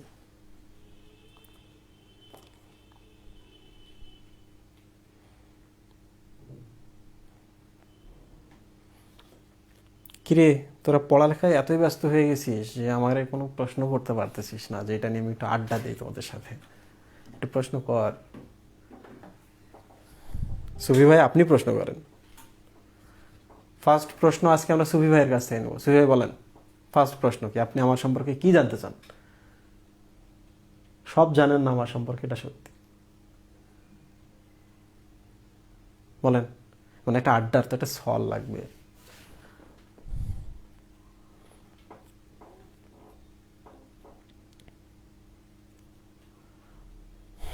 করে সুফি ভাইকে দেখতে চাই না, সুফি ভাইকে দেখানো যাবে না। সুফি ভাই পর্দার অন্তরালে আছে।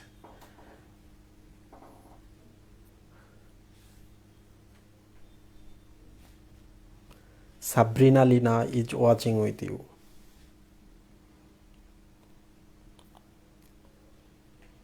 না, কি আশ্চর্য, এরা কোনো কমেন্টও করতেছে না। ভাইয়া আম্মুকে বিয়ের কথা বলতে চেতে যায় কেন? ভাইয়া আম্মুকে বিয়ের কথা বললে চেতে যায় কেন? রিসাদুস সালেহিন রাফসান বলেছ। প্রথম কথা হচ্ছে, আম্মু চেতে যায় এই জন্য আম্মুকে রান্না করা লাগবে। তুমি বিয়ে করবা, তোমার আম্মু রান্না করবে, তাই না? এক, দুই নম্বর হচ্ছে, বিয়ে করবা, থাকার জন্য এক্সট্রা একটা রুম লাগবে। বাসায় এক্সট্রা রুম আছে? সব রুম তো ব্লকড। নতুন একটা বাড়ি করো, একটা চাকরি করো, একটা কাজের লোক রাখার চেষ্টা করো, তাইলে দেখবো আম্মু রাজি হয়ে যাবে। সবার আগে দেখবো আম্মুরা বউ চায়। তাহলে একটু ইনকাম করে একটু বড় হও, চেতবে না। ভাই ভাবছিলেন মেডিকেলে চান্স পাইলেই ওই মেয়েকে বলবেন যে চান্স পাইছি, পরে ওই মেয়ের কি হলো? পলাশ পাল, এটা নিয়ে আমি অনেকবার কথা বলেছি আমার অফলাইন কোর্সে। আমি যখন তাকে বলি, বলার পর দেখি সে একই সাথে আমার 3 জন ফ্রেন্ডের সাথে কথা বলে। বড়ই কষ্টের ব্যাপার, বড়ই লজ্জার ব্যাপার। তারপর আমি আর কথা বলিনি।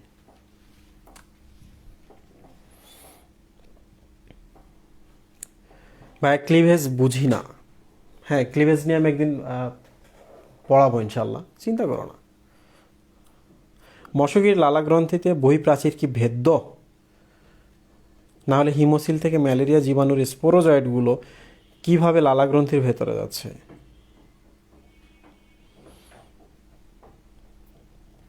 অ্যানোফিলিস মশকির লালাগ্রন্থির বহিঃপ্রাচীর কি ভেদ্য? আচ্ছা, তাসিম মাহমুদ অনিক, আমরা এটা পরের দিনের ক্লাসে আমরা এটা নিয়ে একটু আলোচনা করি। আমি কোশ্চেনটা লিখে রাখলাম। হে সিরি, টেক এ স্ক্রিনশট।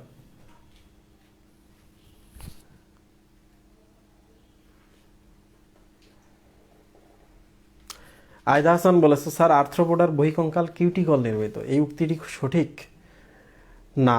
মানে আমি বলি আগে, হ্যাঁ কথাটা সত্য। আসলে কাইটিন থাকে, তার উপর কিউটিকল থাকে, ব্যাপারটা এইরকম। তো সবার উপরে কিউটিকল থাকে বলে আমরা বলতেছি কিউটিকল নির্মিত, বা কিউটিকলের আবরণটা একটু পুরু, কিংবা সবার বাহ্যিক প্রাচীর। এটা কথা সত্য, কথা মিথ্যা না। আসলে যদি স্যার নিজে লিখতেন তাহলে আজমল স্যার একটু ব্যাখ্যা ট্যাখ্যা করতেন, যেহেতু এটা সরাসরি অনুবাদ করা।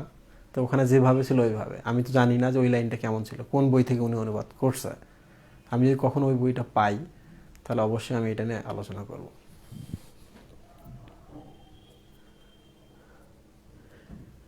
ভাই আপনি বিয়ে করবেন কবে? মেহরিন জান্নাত পরপা বলেছো ভাইয়ার বেবি আছে। ও মাই গড, ও মাই গড, তুমি একটু খোঁজো, বাসায় খোঁজো কোথায় আছে। ভাইয়ের সাথে সামনাসামনি আড্ডা হবে 5 মার্চের পর ইনশাআল্লাহ। অনলাইন বিএস গ্রুপ, আবিদা ইসলাম। ইনশাল্লাহ তুমি চান্স পাও। যারা ডিএমসির মেধা তালিকায় থাকবে তাদের জন্য যে কি না করব আমরা, জাস্ট ডিএমসির মেধা তালিকায় চলে আসো, ডিএমসির স্টুডেন্ট হও। নাবিলা আঞ্জুম ভাই জানে যে আমি কি ঘোষণা দিয়েছি, খালি ডিএমসিতে চান্স পাও।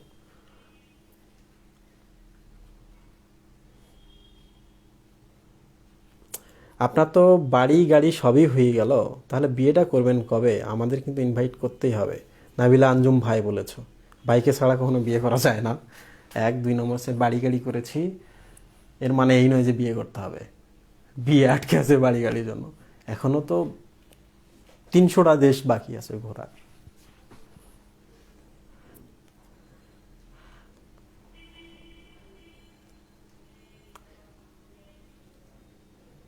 সিরিকে স্ক্রিনশট নিতে বলছে কে? কি বলছে? ইন্টারেস্টিং। সিরি স্ক্রিনশট নিয়েছে।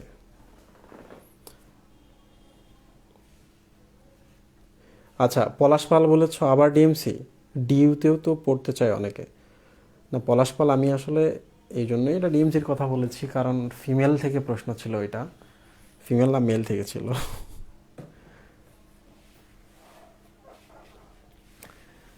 ডিইউতেও অনেকে পড়তে চায়, অনেকে। সাবাস, আমি নিজে ডিইউতে পড়তে চেয়েছিলাম, কিন্তু আমি পরীক্ষা দিতে পারিনি। এখনও আমার এডমিট কার্ডটা বাসায় আছে। আমার খুব পছন্দের জায়গা আছে ঢাকা ইউনিভার্সিটি, অবশ্যই পড়বা। ভালো সাবজেক্টে চান্স পাওয়া পেয়ে আমার সামনে আমার সাথে দেখা করতে চলে আসবা, আমরা আড্ডা দিব।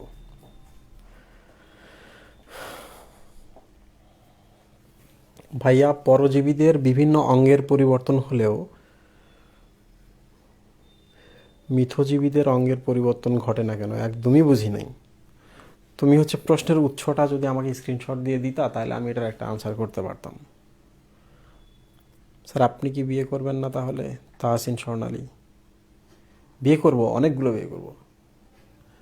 জি স্যার, অনেক ঘুরতে হবে। রাইট, আয়েশা রহমান বলেছো আমি দুষ্টামি করে বলছি, সিরিয়াস হয়ে গেল।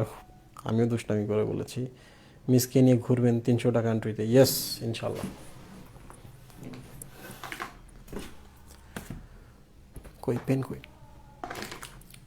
আচ্ছা, তো এখন আমরা পড়ি। মানে এতে যদি সুযোগ দিয়ে এরা পার্সোনাল কোশ্চেন করে দিবে। অনেক তোমার প্রশ্নগুলো হচ্ছে একটু আমাকে লিস্ট করে দিয়ে দিও, আমি সবগুলো আনসার করে দেবো ইনশাল্লাহ, গ্রুপে পোস্ট করে দেবো, কিংবা পরে ক্লাসে বলবো। লোক, হিমোলিম্ফ, প্রথমটা নিয়ে আমরা একটু কথা বলি। হিমো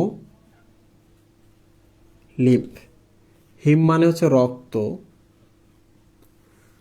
লিম্ফ মানে হচ্ছে লসিকা। রাইট, তার মানেই হচ্ছে হিমোলিম্ফ বলতে বোঝাচ্ছে রক্ত এবং লসিকা মিশ্রিত অবস্থায় থাকে।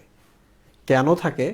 কারণ এদের ব্লাস্টোসিল এবং সিলম দুইটা ফেটে চৌচির হয়ে পরস্পরের সাথে মিশে মিক্সোসিলে পরিণত হয়েছে, তাই না? মানে দুইটা নদী মাঝখানে আরেকটা নালী হয়ে দুইটা নদী একসাথে মিশে গেছে। তো রক্ত লসিকার জন্য আলাদা কোনো লাইন নাই। এবার চলে আসি আমরা রক্তে।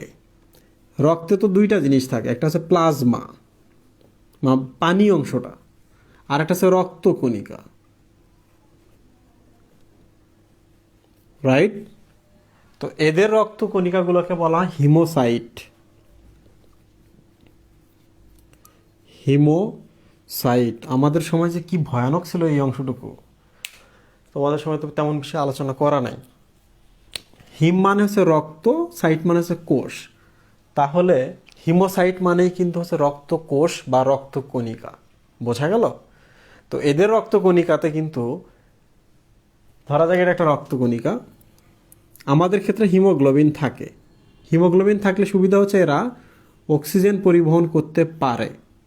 তাহলে অক্সিজেন এবং কার্বন ডাইঅক্সাইডের পরিবহন মানেই কিন্তু হচ্ছে শ্বসন, রাইট? তো এদের কিন্তু হিমোগ্লোবিন নাই। তাহলে হিমোগ্লোবিন যদি না থাকে তাহলে বর্ণ কি হবে? বর্ণহীন বা সাদা। তাহলে এখন বলো ঘাসফড়িংয়ের রক্তকণিকার মানে রক্তের বর্ণ কি? সাদা বা বর্ণহীন? বর্ণহীন আসলে মানে পিওর শব্দ, কারণ এদের প্লাজমাতে আর অনেক কিছু থাকে, তো এই জন্য সাদা দেখা যায় আর কি। তো যাই হোক, লসিকা কিন্তু সাদা বা লসিকা বর্ণহীন। কথা শেষ। তো এখন দেখো এদের যদি হিমোগ্লোবিন নাই তাহলে অক্সিজেন পরিবহন করবে না। অক্সিজেন যদি পরিবহন না করে তাহলে শ্বসনে এদের কোনো অংশ নাই। তাহলে এটা খুব ইম্পর্টেন্ট প্রশ্ন, সেটা হলো ঘাসফড়িংয়ের হিমোলিম্ফ কিসে কোনো ভূমিকা রাখে না বা কোন কাজটি করে না? শ্বসনে কোনো ভূমিকা নাই বা শ্বসন ঘটায় না। একটা প্রশ্ন পড়লেই হবে এখানে, আর কিচ্ছু জানতে হবে না।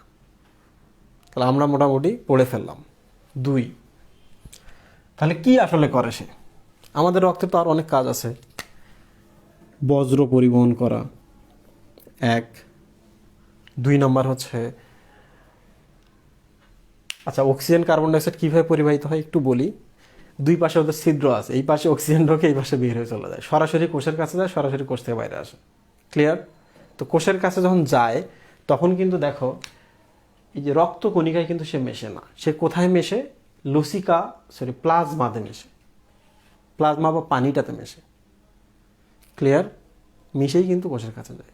কারণ আমরা তো জানি যে একটা রক্তকণিকা ফুসফুসে যখন আসে অক্সিজেন নেয়, নিয়ে যখন দূরে কোথাও এই পাশে এসে একটা কোষের কাছে চলে আসছে, এসে সে কী করে? নিজের শরীর থেকে অক্সিজেনটাকে বের করে রক্তের পানিটাকে দেয়।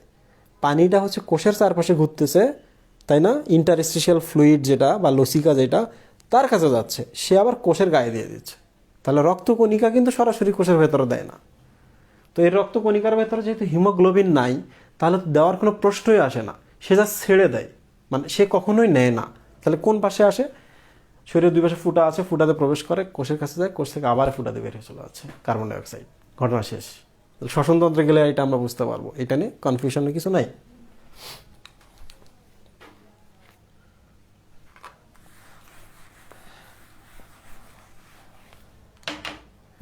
তাহলে এদের হিমোলিম্ফ আসলে কি করে?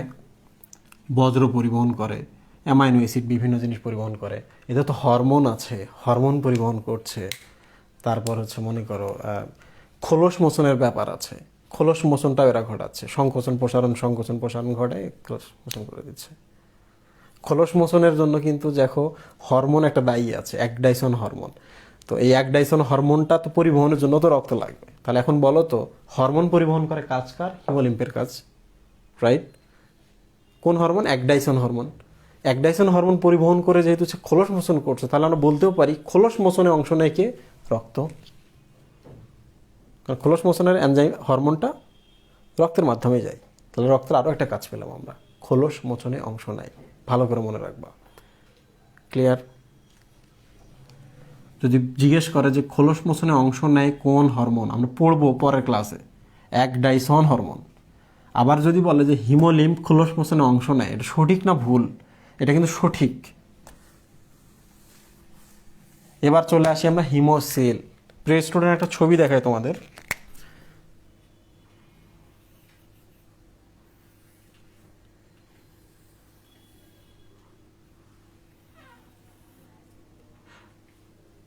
এই হচ্ছে গিয়ে আমাদের একটা তেলাপোকা। ছবিটা দেখে বলো তো এটা ছেলে না মেয়ে, বলো, ছবি দেখে বলো।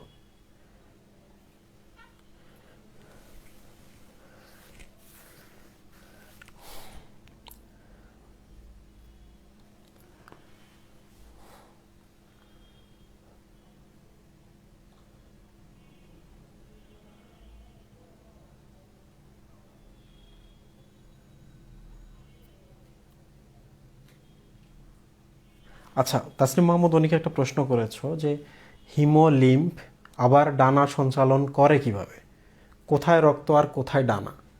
তো এইটা নিয়ে যদি তুমি আনসার পেতে চাও তাহলে তোমাকে বলে রাখি, তোমরা যখন এভিস পড়ছো 1 নম্বর চ্যাপ্টারে প্রাণীবিজ্ঞানের, এভিস বা পাখি, খেচর যেটা পড়ছো, তো পাখির যে বৈশিষ্ট্যগুলো ছিল ওখানে কিন্তু একটা কথা বলা ছিল যে এদের ফুসফুসটা হাড়ের ভেতরে প্রবিষ্ট থাকে, তাই না?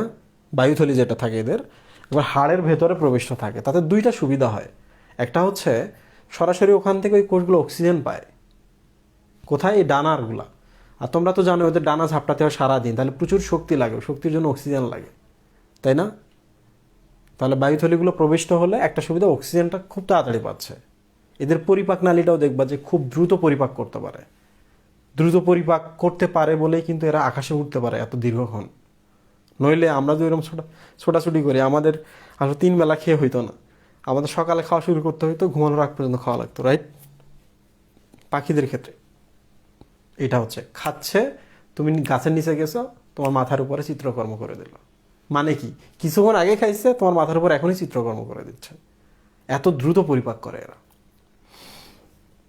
তো ডানার ক্ষেত্রেও কিন্তু এই যে হিমোসিল হিমোলিম্ফগুলো আছে না, ডানার কাছাকাছি এগুলো থাকে। তো দেখা যাচ্ছে যে পুষ্টি টুষ্টিগুলো পরিবহন করতে সুবিধা হচ্ছে তাদের হিমোলিম্ফের মাধ্যমে ডানায়, কারণ ডানা সঞ্চালনের জন্য তো শক্তি লাগে এইখানকার কোষগুলার।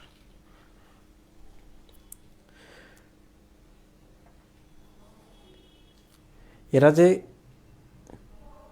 সবাই শুধু মেয়ে বলছে কেন, মানে ছবিটা সুন্দর হয়েছে এই জন্য কি তোমরা মেয়ে বলতেছো? হ্যাঁ, মেয়ে হওয়ার পক্ষে কিছু যুক্তি আছে, দেখো খুব চওড়া, রাইট? এটা মেয়ের পক্ষে যাচ্ছে। বাট এই যে দেখো পেছনে সার্কাস, একটা সার্কাস, দুইটা সার্কাস, দুইটা মিলেছে সার্কি।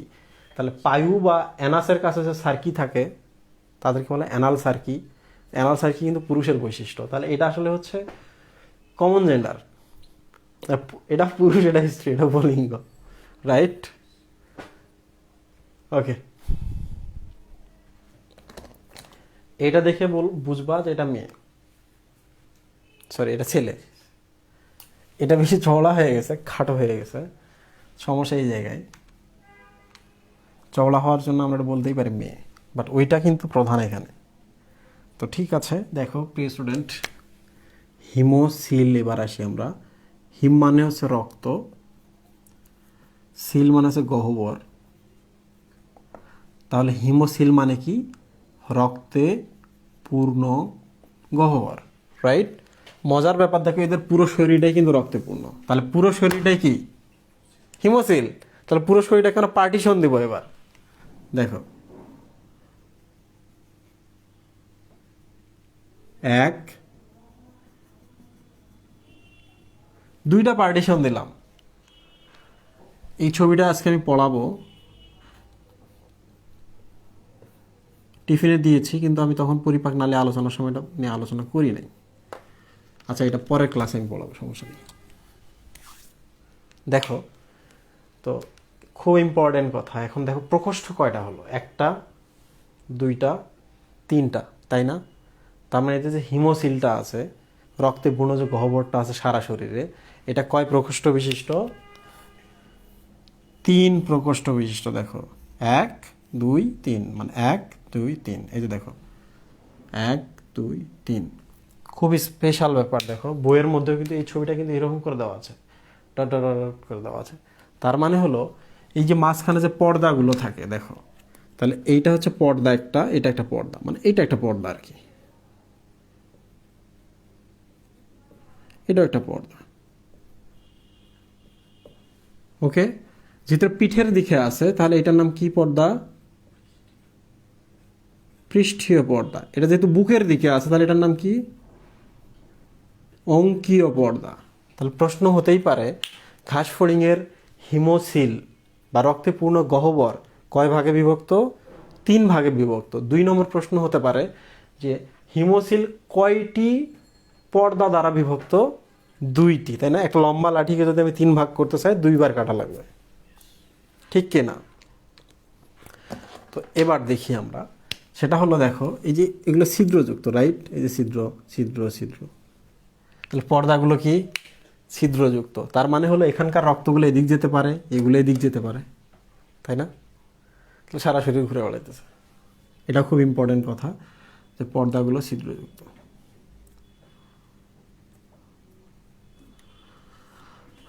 তাহলে এবার আমি আসি এই ছবিটাতে। এইটা আমি জাস্ট এইভাবে আর্ট করলাম, দেখো এই পর্দাটার নাম কি? অঙ্কীয় পৃষ্ঠীয় পর্দা। এটার নাম অঙ্কীয় পর্দা, রাইট? তো আমরা 2টো পর্দা পেলাম, 3টা প্রকোষ্ঠ পেলাম। দেখো এই প্রকোষ্ঠ, এই প্রকোষ্ঠ, এই প্রকোষ্ঠ। তোমাদের তো আমি বলেছি শুধু মানুষরা স্পেশাল। কি স্পেশাল? মানুষের সামনে হৃৎপিণ্ড থাকে আর পেছনে কি থাকে? মেরুদণ্ড থাকে। তাহলে এদের ক্ষেত্রে কি হবে? পেছনে থাকবে হৃৎপিণ্ড, তাহলে এইটাতে থাকবে হচ্ছে হৃৎপিণ্ড, রাইট? মানে এটাতে থাকবে হৃৎপিণ্ড আর এটাতে থাকবে কি? স্নায়ু, স্নায়ুতন্ত্র। আমাদের মেরুদণ্ডটা ভেতরে কিন্তু সুষুম্না কাণ্ড বা স্নায়ুতন্ত্র আছে। ওকে, এবার দেখো তো, তাহলে আমরা যদি পিঠে সামনে, আমাদের ক্ষেত্রে দেখো সামনের হৃৎপিণ্ড এদিকে, সামনের হৃৎপিণ্ড, পেছনে মেরুদণ্ড বা হচ্ছে সুষুম্না কাণ্ড আছে মেরুদণ্ডের ভেতরে। তাহলে মাঝখানে কি আছে? পরিপাক নালীগুলো আছে বা পৌষ্টিক নালীগুলো আছে। তাহলে এখানেও থাকবে পৌষ্টিক নালী। ওকে, ঠিক আছে। তাহলে পর্দাগুলো এবার আমরা দেখি, এইভাবে মনে রাখবা। তোমরা কি সবাই আমার কথা বুঝতে পারছো? কমেন্ট করে জানাও তো।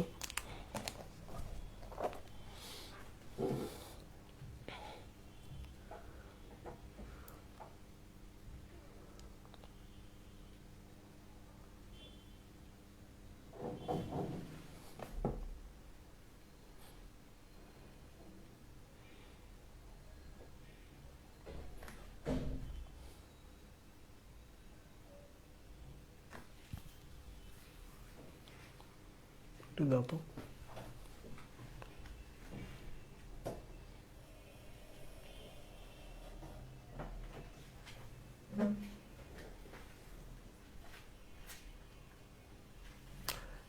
এই এটা অ্যানালসার কি না অভিপোজিটর? কি বলো তোমরা?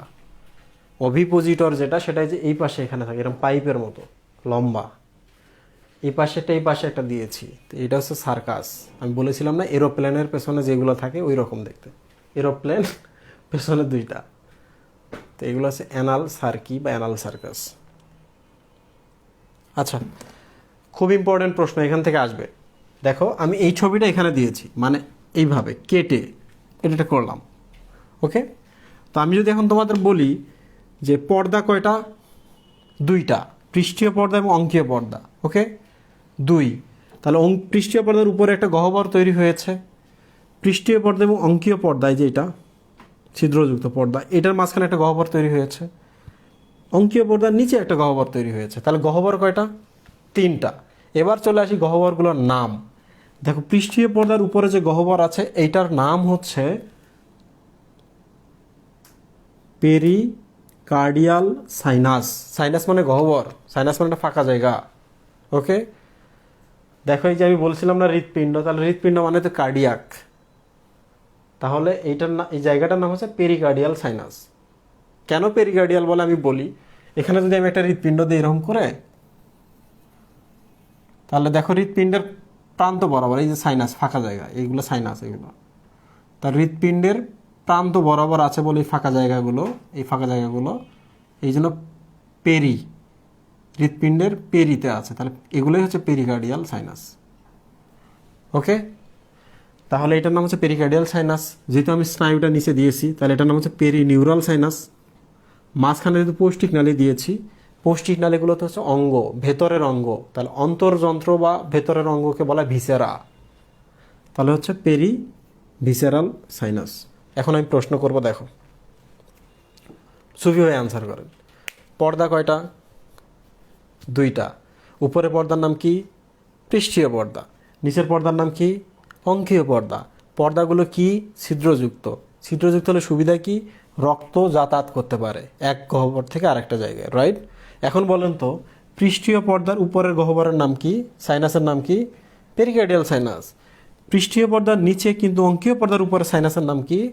Perivisceral sinus. অঙ্কীয় পর্দার নিচের সাইনাসের নাম কি? Perineural sinus. পেরি শব্দটা কেন আসলো? কারণ নিউরনগুলোর চারপাশে ফাঁকা জায়গাটা থাকে। আমি যদি ঘরের মধ্যে আসছি, তাহলে ঘরের এই ফাঁকা জায়গাটা আমি বাদে পুরোটাই হচ্ছে পেরিরাজিবিয়াল সাইনাস, তাই না? পেরিরাজিবিয়াল সাইনাস। আপনার চারপাশে যে ফাঁকাটা, এটা কি? পেরিসুফিয়ান সাইনাস। মহিবুল্লাহটা পেরি মহিবুল্লিয়ান সাইনাস। ওকে,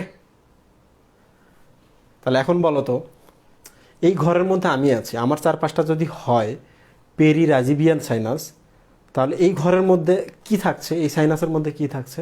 আমি, রাইট? আমার চারপাশটা সাইনাস, কিন্তু এই সাইনাসের ভেতরে আমি আছি। তাহলে এখন বলো তো, পেরিকার্ডিয়াল সাইনাসে কি থাকে? এই যে দেখো, সি, কার্ডিয়াক বা হৃৎপিণ্ড থাকে। পেরি ভিসেরাল সাইনাসে কি থাকে? ভিসেরা বা পৌষ্টিক নালী, পৌষ্টিকতন্ত্র। পেরিনিউরাল সাইনাসে কি থাকে? নিউরন বা স্নায়ু বা মস্তিষ্ক। ওকে, এই হলো কথা। তো এখন আমরা একটু দেখি প্রবাহ।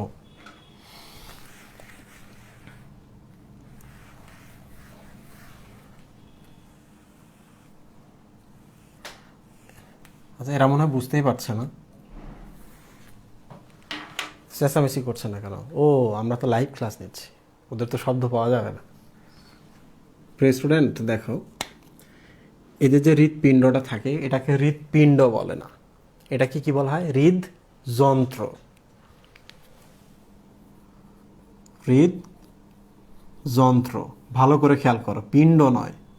তোমরা তো জানোই পিণ্ড মানে কি? থোকা হয়ে আছে। আমাদের হৃৎপিণ্ডটা পিণ্ড না, এরকম না? পিণ্ড। তাহলে যদি প্রশ্ন করে ঘাস ফড়িংয়ের হৃৎপিণ্ড আছে? না, হৃদযন্ত্র আছে। আবার দেখবেন আর্থ্রোপোডা পর্বের যে বৈশিষ্ট্য আছে, ওখানে কিন্তু লেখা আছে যে এদের হৃৎপিণ্ড থাকে পৃষ্ঠীয়, পিঠের দিকে, এই যে পিঠের দিকে। তো এইটা আসলে কনফিউজিং, এটা নিয়ে প্রশ্ন আসার কথা না। তারপরে মনে রাখো, এদের আসলে হৃদযন্ত্র আছে। ওকে, হৃদযন্ত্র কয় প্রকোষ্ঠ বিশিষ্ট? 7। ফানেলের মতো, এই যে এরকম।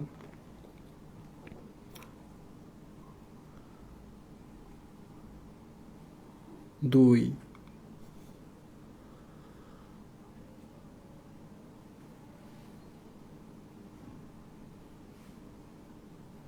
তিন, 4, 5, 6, 7। একটু ভালো করে এখানে খেয়াল করে, এখানে কিছু প্রশ্ন আসে। সেটা হলো, এদের যে হৃৎপিণ্ড থাকে কোথায়? পিঠের যে পর্দা, পৃষ্ঠীয় পর্দার উপরে, পেরিকার্ডিয়াল সাইনাসে। এদের হৃৎপিণ্ড 7 প্রকোষ্ঠ বিশিষ্ট। হৃৎপিণ্ডগুলো এইরকম কিছু পেশি আছে।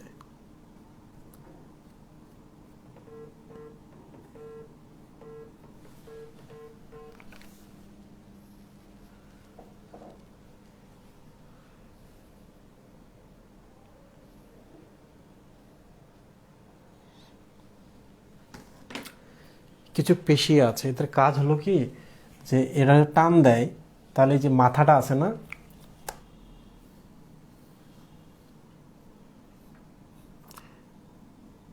এখানে খুঁটি, এখানে খুঁটি, এই খুঁটি তো স্থির। তাহলে এই যে পেশিগুলো যে টান দেয়, তাহলে কিন্তু এই মুখটা আরো বড় হয়ে যাবে। কি হবে? এই যে এরকম হবে, দেখো,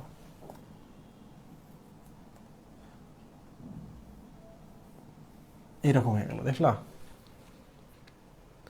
আবার যদি ওরা একটু সংকুচিত করে, তাহলে আবার মুখটা নিচে নামবে, এরকম। তো দেখো তোমরা ভালো করে যে প্রত্যেকটাতে এরকম করে আছে। তো এখান থেকে একটা প্রশ্ন আসে যে কতগুলো পেশি থাকে।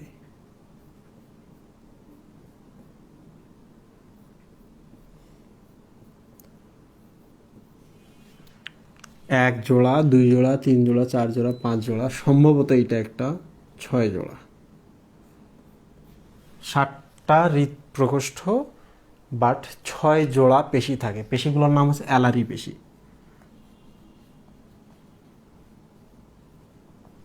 অ্যালারি পেশি। ওকে, তো এখন একটু ভালো করে খেয়াল করো, দুইটা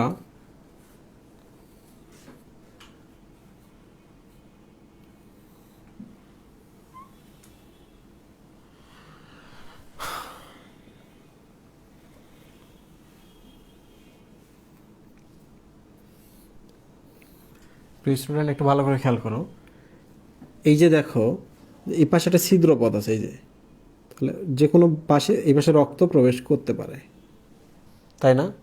বাট এই ছিদ্রটা যদি আমরা বন্ধ করতে চাই, এই ছিদ্রটা, তাহলে যেখানে পেশিটা আছে পেশিটা দিয়ে আমরা টেনে এই দাগটা যেটা দেখতে পাচ্ছি টেনে আমরা উপরে নিয়ে যাব। তাহলে আমরা যদি এটা টেনে উপরে নিয়ে যাই, মুখটা বন্ধ হয়ে গেল, তাহলে এই পথে আর কোনো রক্ত ঢুকতে পারবে না। তোমরা তো জানো অস্টিয়াম মানে হচ্ছে মুখ বা ছিদ্র, তাহলে ওই ছিদ্রগুলোর নাম হচ্ছে অস্টিয়া। ক্লিয়ার? তাহলে প্রত্যেকটা হৃৎপিণ্ডের এই সাইডে একটা অস্টিয়া, এই সাইডে একটা অস্টিয়া থাকে। আশা করি সবাই বুঝতে পেরেছ। তো এখন আমরা একটু রক্ত প্রবাহ দেখব, ঠিক আছে? এখানে কি আছে? ব্রেন, এখানে আছে পৌষ্টিক নালী, এখানে আছে স্নায়ুগুলা। ওকে, স্নায়ুগুলো এখানে আছে, এটা খুব ইম্পর্ট্যান্ট।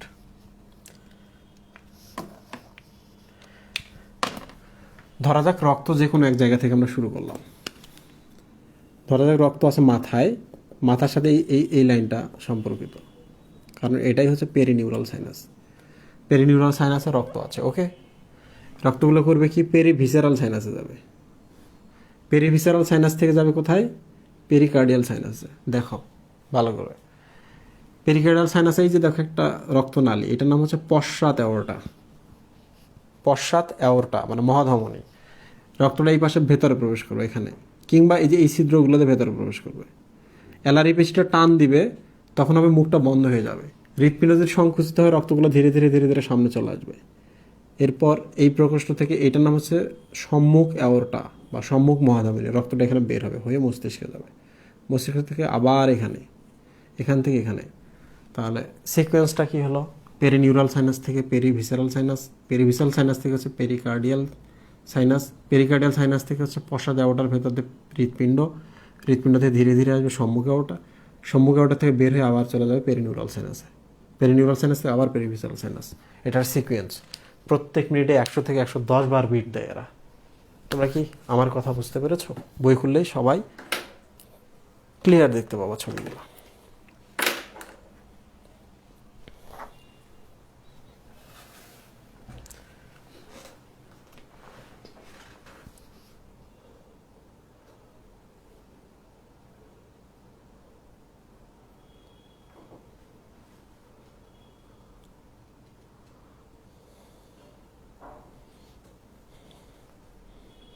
ব্যোমকেশ বক্সী বলেছে পেরিভাইয়ামিয়ান সাইনাস, মানে এই সাইনাসের নাম আমরা বললে একটা, আপনি বললে পেরিরাজিবিয়ান সাইনাস বলবেন, ওরা বললে পেরিভাইয়ামিয়ান সাইনাস, ভাইয়ামিয়ান সাইনাস। আবার অনেকে স্যার বলে পেরিস্যারিয়ান সাইনাস।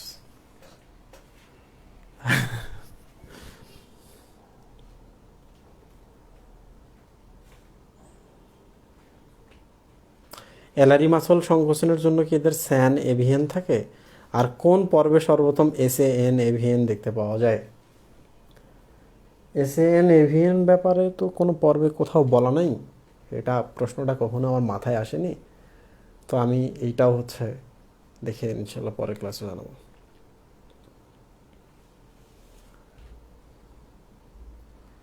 গ্যাংলিয়ন প্লেক্সাস নিয়ে আমি একটা পোস্ট দিয়েছি, ব্যোমকেশ বক্সী গ্রুপে। গ্যাংলিয়ন লিখে বা প্লেক্সাস লিখে সার্চ করলে পেয়ে যাওয়া। স্নায়ুতন্ত্র সমগ্র দেহ জুড়ে থাকবে কি না? জি, সমগ্র দেহ জুড়েই স্নায়ু বিস্তৃত থাকবে। ভাইয়া এদের মাথায় কি স্নায়ু থাকে না? স্নায়ু এখানে থাকে, এই যে মাথায় ব্রেন, মস্তিষ্ক, এদের থাকবে না কেন? অবশ্যই থাকবে।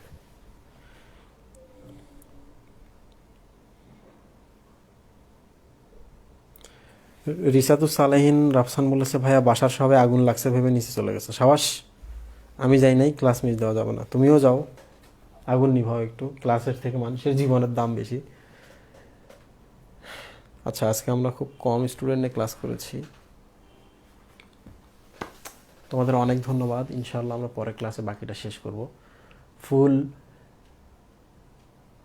প্যাকড এনার্জি নিয়ে পরের ক্লাসে আসবা। পরের ক্লাসের পরীক্ষায় জিকে থাকবে, আর আজকে যতটুকু পড়ালাম এতটুকু থাকবে।